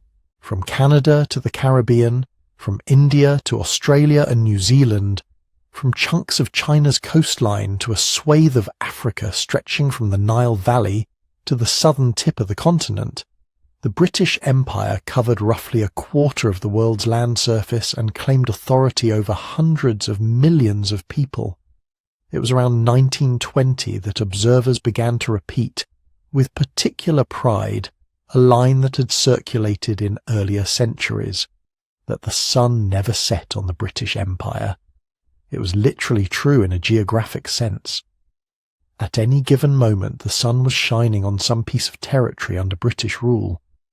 Dawn might be touching the Pacific Islands as evening settled over West Africa, while noonday sun blazed over India and the Middle East. For many Britons, especially those reading newspaper at home, this was a source of comfort and identity. It suggested permanence, a world-spanning order in which British institutions, language, and symbols seemed woven into the fabric of the globe. Life inside that empire, however, was anything but uniform. Imagine for a moment an ordinary British soldier on the northwest frontier of India, or in a dusty garrison town in East Africa. His days were filled with drills, boredom, harsh climates, and occasional bursts of fear. He was part of the apparatus of empire, but he was also often poor, with limited prospects at home, sent abroad by economic necessity or a search for adventure that quickly dulled into routine. In nearby offices, colonial administrators wrestled with reports and regulations. Some were idealists convinced they were bringing roads, schools, and sanitation. Others were careerists counting the years to a pension. Their power could be vast in local terms, yet they were also bound by instructions from distant superiors and the demands of investors and ministries in London.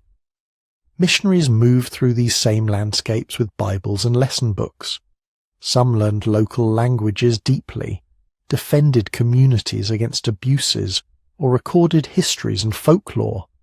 Others attacked existing religions as superstition and saw their task as replacing as much as they could of what they found.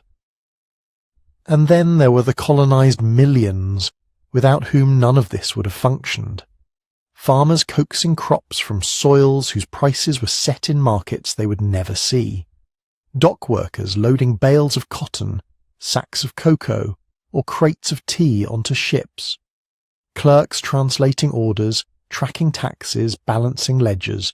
Women sustaining families as men left for labour contracts or military service. Children navigating new school systems that taught them to recite imperial histories, while their own ancestral stories were sidelined or condemned. Their experiences were varied, contradictory, layered. Some found paths to influence within the imperial framework. Some suffered dispossession and hunger.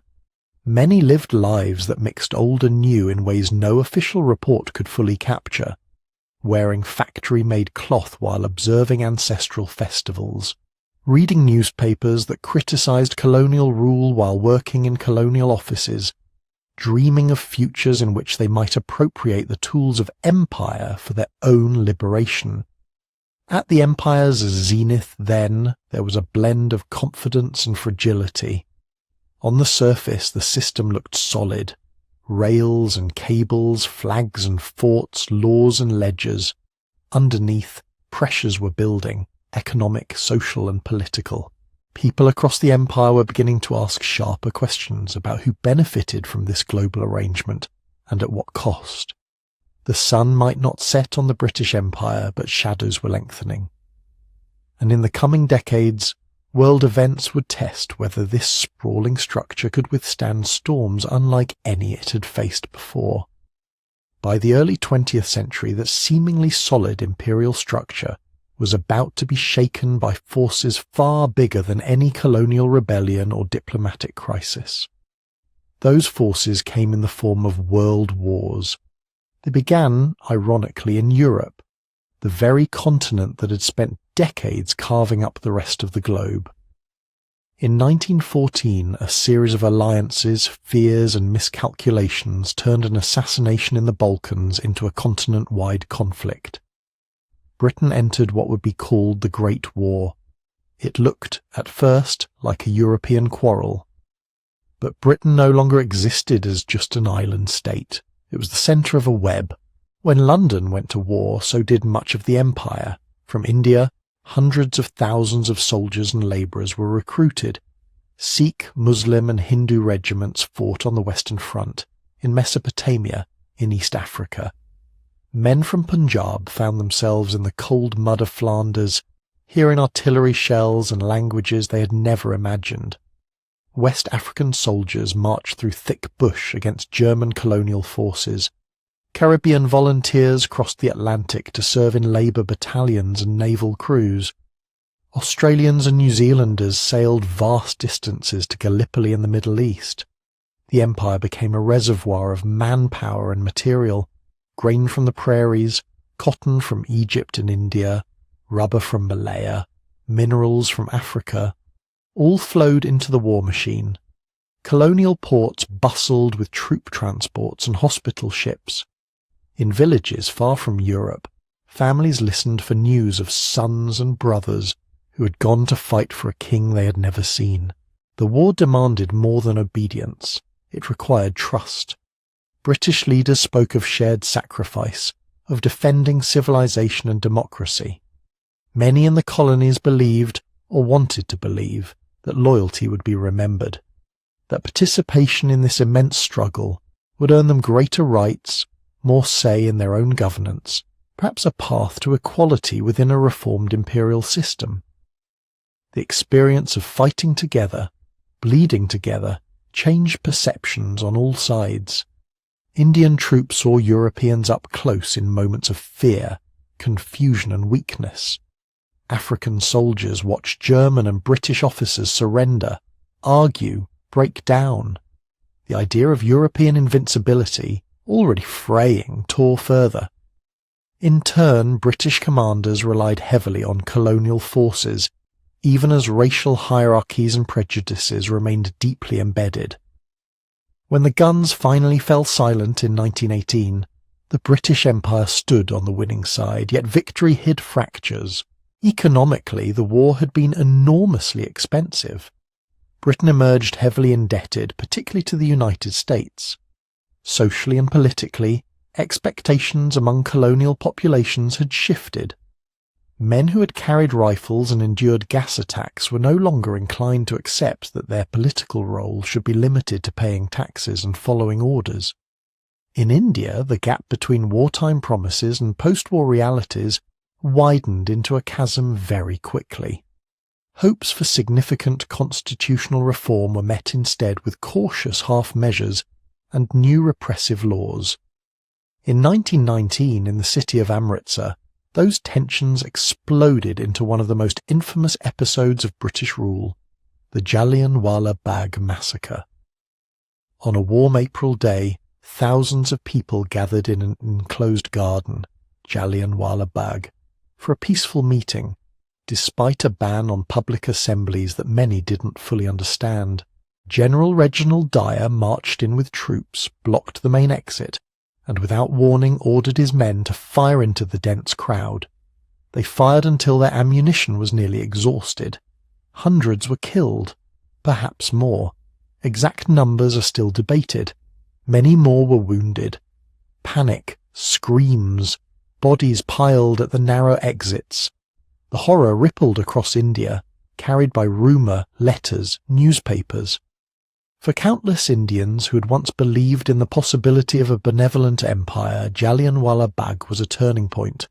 Trust shattered. In this atmosphere, the quiet, stubborn figure of Mohandas Karamchand Gandhi began to move to the centre of Indian politics. Trained as a lawyer, shaped by earlier experiences in South Africa, Gandhi developed a program of non-violent resistance, satyagraha, that sought to confront British rule not with guns, but with mass refusal, boycotts, marches, civil disobedience. Millions responded. Peasants, urban workers, students, merchants, women and men from varied religious and caste backgrounds joined protests that spread like slow-burning fire through the 1920s and 1930s. In prisons and in ashrams, in salt marches to the sea and in spinning wheel campaigns against imported cloth, the idea that India could and should govern itself took on a new, disciplined moral force. Nor was India the only pressure point. Closer to home, another long-standing question burst into the open. Ireland. For centuries, Ireland had been conquered, colonised, and integrated into the United Kingdom. Resentments over land, religion and political representation simmered constantly. After the First World War, those embers flared. The Irish War of Independence, fought by guerrilla forces against British troops and auxiliaries, led to a treaty in 1921 that created the Irish Free State in most of the island, while partition left Northern Ireland within the UK. It was a profound moment. A land long considered an integral part of the British realm had, in large measure, broken away. For nationalists across the empire, from Cairo to Calcutta, it was a suggestive precedent. If Ireland could leave, perhaps others could too. Throughout the interwar years, Britain tried to hold together a changing imperial order. Some dominions, Canada, Australia, New Zealand, South Africa, moved toward greater autonomy, tied to Britain by allegiance to the crown but increasingly self-governing. Meanwhile, in colonies without large white settler populations, demands for reforms grew louder. At times, concessions were offered. At others, repression returned. And then, in 1939, another global war began. This time, the stakes were even higher. Nazi Germany's rise, the fall of France, the looming threat to Britain itself, these made the Second World War feel from London like an existential struggle. Once more, the Empire was called upon. Indian soldiers fought in North Africa, the Middle East, Italy and Southeast Asia. African regiments served in campaigns from Abyssinia to Burma. Caribbean seamen crewed merchant ships in the dangerous Atlantic. Troops from Australia and New Zealand again travelled vast distances to battlefields far from home. In speeches, Winston Churchill invoked the Empire's support as evidence of unity and resolve. He spoke of the British family of nations, of a common cause against tyranny. But beneath the rhetoric, something different was happening. The war was hollowing out Britain's resources. Keeping ships at sea, planes in the air and armies in the field required staggering expenditures. To pay for American weapons and supplies under programs like Lend-Lease, Britain sold off overseas assets and accepted a mounting pile of debt. Gold reserves drained away. Factories and docks at home were bombed. Rationing became a way of life. Britain's finest hour was also financially its breaking point. At the same time, the ideological ground was shifting. In 1941, Churchill met with US President Franklin D. Roosevelt off the coast of Newfoundland. From their discussions emerged a document called the Atlantic Charter. It was not a formal treaty, more a statement of principles. No territorial aggrandizement, respect for people's right to choose their own form of government, freer trade, improved social welfare. These ideas were aimed at a post-Nazi world, but they had awkward implications for an empire built on ruling others without their consent. Roosevelt, mindful of America's own anti-colonial origins and facing domestic opinion wary of supporting old empires, quietly and sometimes not so quietly pressed Britain toward decolonization. Loans and support came with subtle expectations. American officials asked pointed questions. If the war was being fought for freedom, what did that mean for India, for Burma, for African colonies? The contradiction between anti-fascist rhetoric and imperial reality became increasingly hard to ignore. And then another shock hit the psychological foundations of empire. In early 1942, Japanese forces swept through Southeast Asia with astonishing speed. They took Hong Kong, Malaya, Singapore, territories that had long been seen as secure anchors of European power in Asia. Singapore, in particular, had been celebrated as an impregnable fortress. Its surrender, with tens of thousands of British and Commonwealth troops captured, stunned the world. Across Asia and Africa, people watched. They saw European troops marching into prison camps. They heard radio broadcasts in which Japanese propagandists proclaimed the end of white rule in Asia.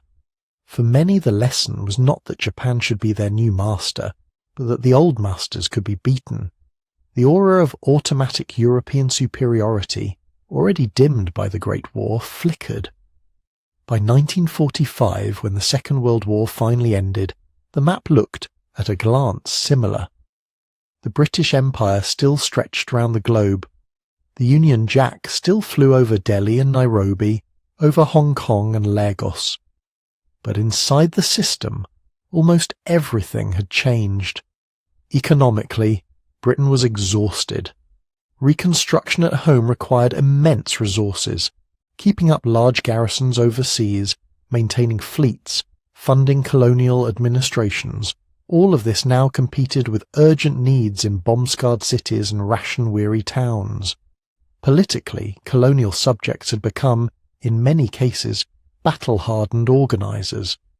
Veterans returned with new skills, new contacts, new confidence. They had seen the inside of the imperial war machine, learned its vulnerabilities, felt the power of collective action. Movements for independence that had once seemed marginal or manageable were now mass forces. The Indian National Congress, Muslim League, trade unions, nationalist parties in West and East Africa, anti-colonial groups in the Caribbean and Southeast Asia. Psychologically, both rulers and ruled were transformed. Many Britons, after 6 years of bombing, fear and sacrifice, found it hard to imagine pouring more lives and money into distant territories that now questioned their authority. Many colonized peoples, having fought for freedom in Europe and Asia, were no longer prepared to accept that freedom should stop at their own borders. It is often said that the Second World War marked the beginning of the end of the British Empire, not because flags came down immediately, they did not, but because the balance of power, wealth and belief had shifted. The empire remained, but it was overstretched, indebted and increasingly contested. The structures that had sustained it, economic dominance, military superiority, ideological certainty, were all weakened. In the years that followed, those strains would turn into a wave of decolonization. But the roots of that unravelling lay here, in the trenches of the Somme, the gardens of Amritsar, the streets of Dublin, the deserts of North Africa, the jungles of Burma, the conference rooms where new principles were quietly written down. The empire had helped win the world wars, but in doing so it had also sown the seeds of its own undoing. When the war ended in 1945, Britain still looked, on paper, like a great imperial power. But the reality underneath was very different. The treasury was drained. Cities at home were damaged. The United States and the Soviet Union now towered over the old European states. And in the colonies, people who had fought, worked, and sacrificed during the war were no longer content to wait quietly for reforms that always seemed to arrive late and half-finished. Nowhere was this more true than in India. For decades, Britain had called India the jewel in the crown of the empire. It was more than a poetic phrase. India provided soldiers, raw materials, and a vast market. The entire imperial system was, to a large degree, built around the assumption that India would remain under British control. But by the mid-1940s, that assumption was crumbling. The Quit India movement of 1942, brutally repressed, had shown how deeply the desire for self-rule had spread. The Indian National Congress, under leaders like Gandhi and Nehru, demanded independence. The Muslim League under Muhammad Ali Jinnah, fearing domination in a Hindu-majority state, pushed for a separate homeland for Muslims. Rural unrest, strikes, mutinies in sections of the armed forces all signalled that the old imperial balance of coercion and consent was failing. British officials facing debt, American pressure, and the risk of large-scale revolt began to accept what had once been unthinkable. They would have to leave, but leaving would not be neat. Communal tensions between Hindus, Muslims, Sikhs and others, stoked over years by economic inequalities, political manoeuvring, and sometimes by divide-and-rule tactics, erupted into violence. Negotiations in London and Delhi revolved around a fateful question. Would there be one independent India, or more than one state carved out of the old Raj? In August 1947, the answer took shape on a map: independence and partition. British rule ended. Two new dominions were born, India and Pakistan. In theory, this was a triumph of self-determination, the final act of a long political struggle. In practice, the way it unfolded was chaotic and brutal. Borders were drawn quickly, often with little knowledge of the complex realities on the ground. As new lines were announced, millions of people suddenly found themselves on the wrong side. What followed was one of the largest and most traumatic migrations in human history. Hindus and Sikhs fled from areas that became Pakistan. Muslims fled from regions that remained in India. Trains packed with refugees crossed the new frontiers. Columns of people walked for days across sweltering plains. Along those routes, massacres erupted. Villages burned, families vanished. Estimates of the dead range widely, but many historians believe hundreds of thousands, perhaps more, were killed. For Britain, Indian independence and partition were a paradox. On the one hand, they mark the formal end of direct rule over the empire's central possession. The jewel was gone. Without it, much of the rationale for maintaining a far-flung network of colonies, so often justified as supporting, protecting or supplying India, evaporated. On the other hand, the speed and violence of the withdrawal revealed how fragile imperial control had become. If Britain could not hold India, how long could it hold Kenya, Malaya, Nigeria? The answer turned out to be not very long. In the decade that followed, a wave of independence movement swept across Asia and Africa. Each story was different, shaped by local histories, leaders, and conflicts, but together they formed a pattern, the slow, uneven unravelling of an empire. In West Africa, the Gold Coast had long been a hub of British trade. Cocoa farms, timber, minerals, all tied local economies into imperial circuits. After the war, educated elites and rural organisers increasingly demanded more than advisory councils and gradual reforms. Under the leadership of Kwame Nkrumah, a mass movement pushed for self-government now. Strikes, boycotts, and political mobilization made colonial rule increasingly costly and unstable. Facing these pressures, and aware that the tide of the world opinion was shifting, Britain agreed to a managed transition. In 1957, the Gold Coast became the independent nation of Ghana, the first sub-Saharan African colony to break free from European rule in the post-war era. Its independence resonated far beyond its borders. Nationalists from Lagos to Nairobi watched closely, drew lessons, took inspiration. Further east, in Malaya, the story was more tangled. Malaya was economically vital with its rubber plantations and tin mines. During the war, Japanese occupation had shattered the myth of British invincibility. After 1945, communist-led guerrillas took to the jungles, fighting what they saw as a continuation of anti-imperialist struggle. The British called it the emergency, a word that avoided the politically explosive term war. Counterinsurgency campaigns, resettlement of rural populations, political reforms, and attempts to divide nationalists from communist forces all became tools of a long-draining conflict. Yet even as the British sought to defeat the guerrillas, they also slowly prepared a path towards self-government. In 1957, the Federation of Malaya achieved independence. Later, after further complex negotiations and conflicts, it would evolve into modern Malaysia.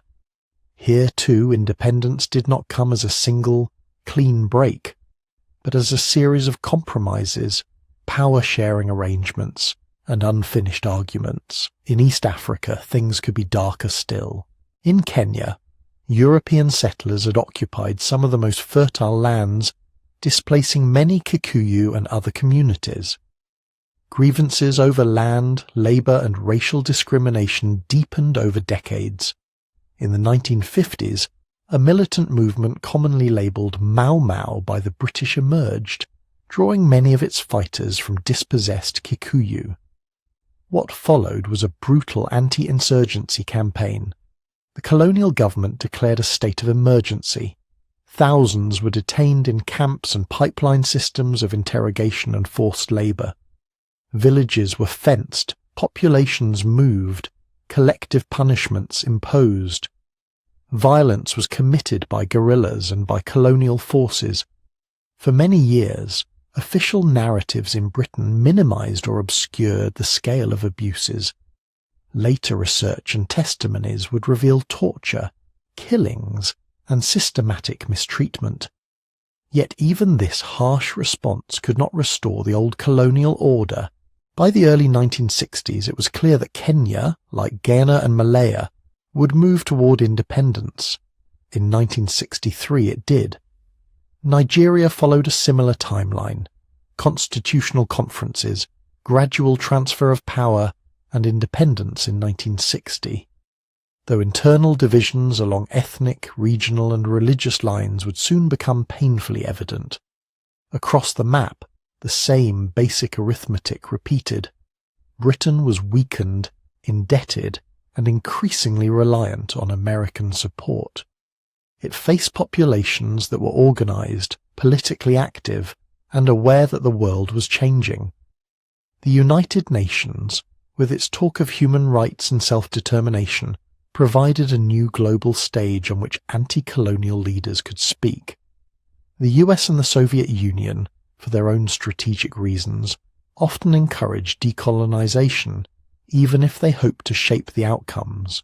Still, for a time, British leaders clung to the idea that they could remain an independent great power, with a global military presence and a say in all major world affairs. Then came Suez. In 1956, Egyptian President Gamal Abdel Nasser nationalized the Suez Canal, a vital waterway linking Europe to Asian and African trade routes. For Britain and France, who had long seen the canal as a linchpin of their influence, this was a direct challenge. In secret, they conspired with Israel to regain control. Israeli forces attacked Egypt. Britain and France intervened, ostensibly to separate the combatants and secure the canal. On the surface, it looked like a classic imperial move.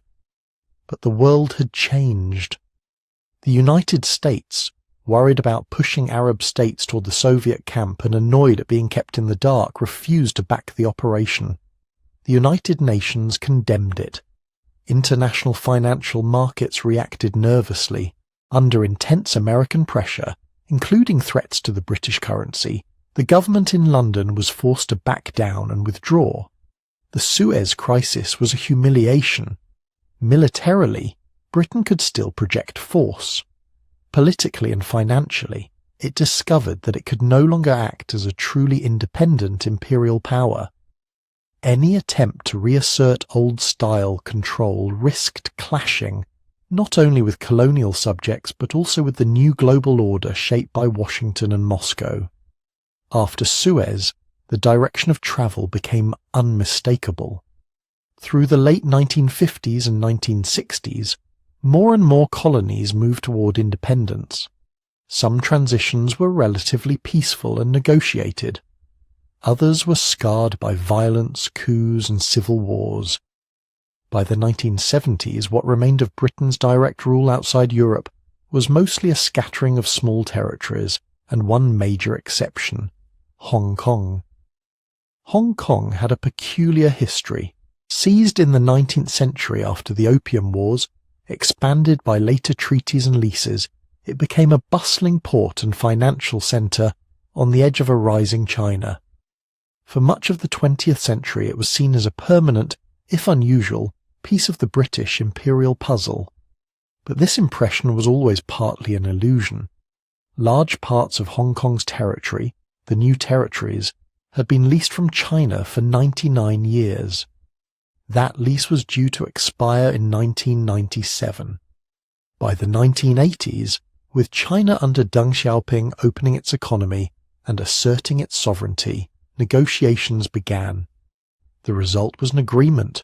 Britain would hand back Hong Kong in 1997. China promised that the territory would retain a high degree of autonomy, its own legal and economic systems, under a framework described as one country, two systems. On 1 July 1997, the Union Jack came down over Hong Kong. Television cameras captured the moment. For many in Britain, and around the world, it felt like the symbolic closing chapter of formal empire. Of course, some territories remained, Gibraltar, the Falklands, and others. But Hong Kong was the last large populous colony handed back to a non-European power. Yet even as flags changed, something else endured: the Commonwealth. The Commonwealth of Nations grew out of the old imperial structure, particularly the self-governing dominions that had once pledged allegiance to the crown. Over time it expanded to include many former colonies, republics as well as monarchies, all formally equal, all joined voluntarily. On paper, the Commonwealth is not an empire at all. It has no power to command armies, no authority to impose laws. Its members choose to stay or leave. They meet for summits, share programs on education, trade and culture, send athletes to the Commonwealth Games. For some, it offers practical cooperation and a sense of historical continuity repurposed into something more horizontal. For others, it feels like a ghostly echo, an after-image of empire that preserves some of its language, ceremonies and networks while carefully stripping away talk of conquest and subordination. Whether one sees it as a useful forum or as a symbolic relic often depends on where one stands and how one reads the history behind it. And that history is contested. In Britain, memories of our empire are layered and uneven. Some recall railways, parliaments, shared wars, and a sense of global mission. Others prefer not to recall it much at all, treating empire as distant background noise to narratives focused on Europe or domestic reforms. Only in recent years have public debates about slavery, colonial violence, and economic exploitation become more widespread, and even then they remain deeply polarized. In many former colonies, the view is different. Empire is not a vague backdrop. It is a central chapter in national stories. People remember land alienation, forced labor, racial hierarchies, famines, massacres, and the everyday humiliations of being ruled by distant strangers.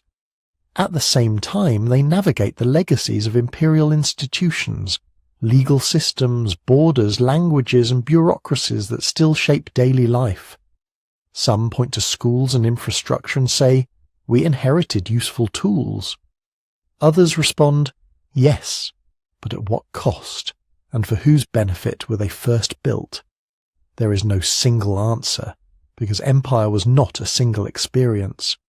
It meant different things in different places, at different times to different people.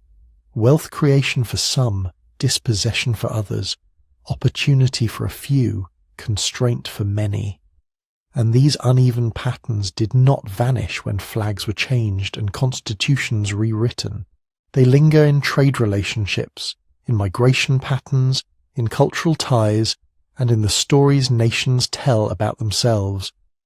This is why honest reckoning matters, not to assign simple blame or praise, but to understand how a small island's quest for security, profit and prestige created a system that reshaped the world, and how the world in turn reshaped that island, forcing it to let go.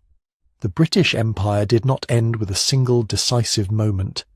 It faded, fractured, and transformed through independence ceremonies and street protests, through quiet treaties and bitter wars, through financial crises and diplomatic humiliations, until, almost imperceptibly, what had once been an empire became something else, a state among other states, one former centre within a sprawling, complicated global legacy. And that legacy still stretches into the present.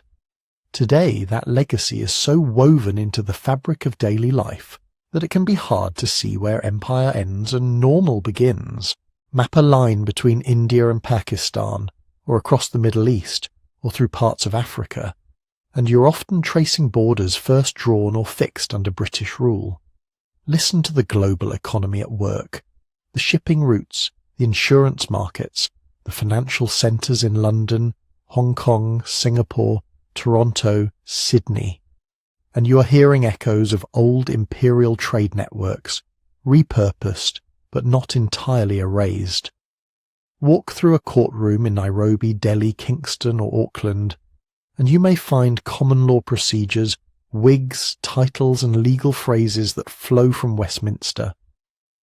Sit in a university founded in the 19th or early 20th century, Bombay, Cape Town, Lagos, Melbourne, and you're in institutions originally designed to train clerks, professionals and elites for a British-shaped world. Switch on the news and you will hear English, in countless accents, used as a global lingua franca that began as the language of a small, rain-swept island. You can follow the human currents too. Caribbean communities in London, South Asian families in Birmingham and Vancouver, Nigerians in Manchester, Hong Kongers in Vancouver, Britons in Cape Town and Auckland, diasporas moving along channels first dug by empire, now turned into two-way streets of culture, remittances and memory. Some see these connections as opportunities, shared languages, easier migration, common institutions. Others see them as reminders of extraction and inequality that have never fully been repaired. Because the empire's shadow is not just cultural or institutional, it is economic. Many of the world's deepest inequalities are rooted, at least in part, in how imperial trade, taxation, and land systems were set up. Railways, ports, telegraphs, and plantations were built, but primarily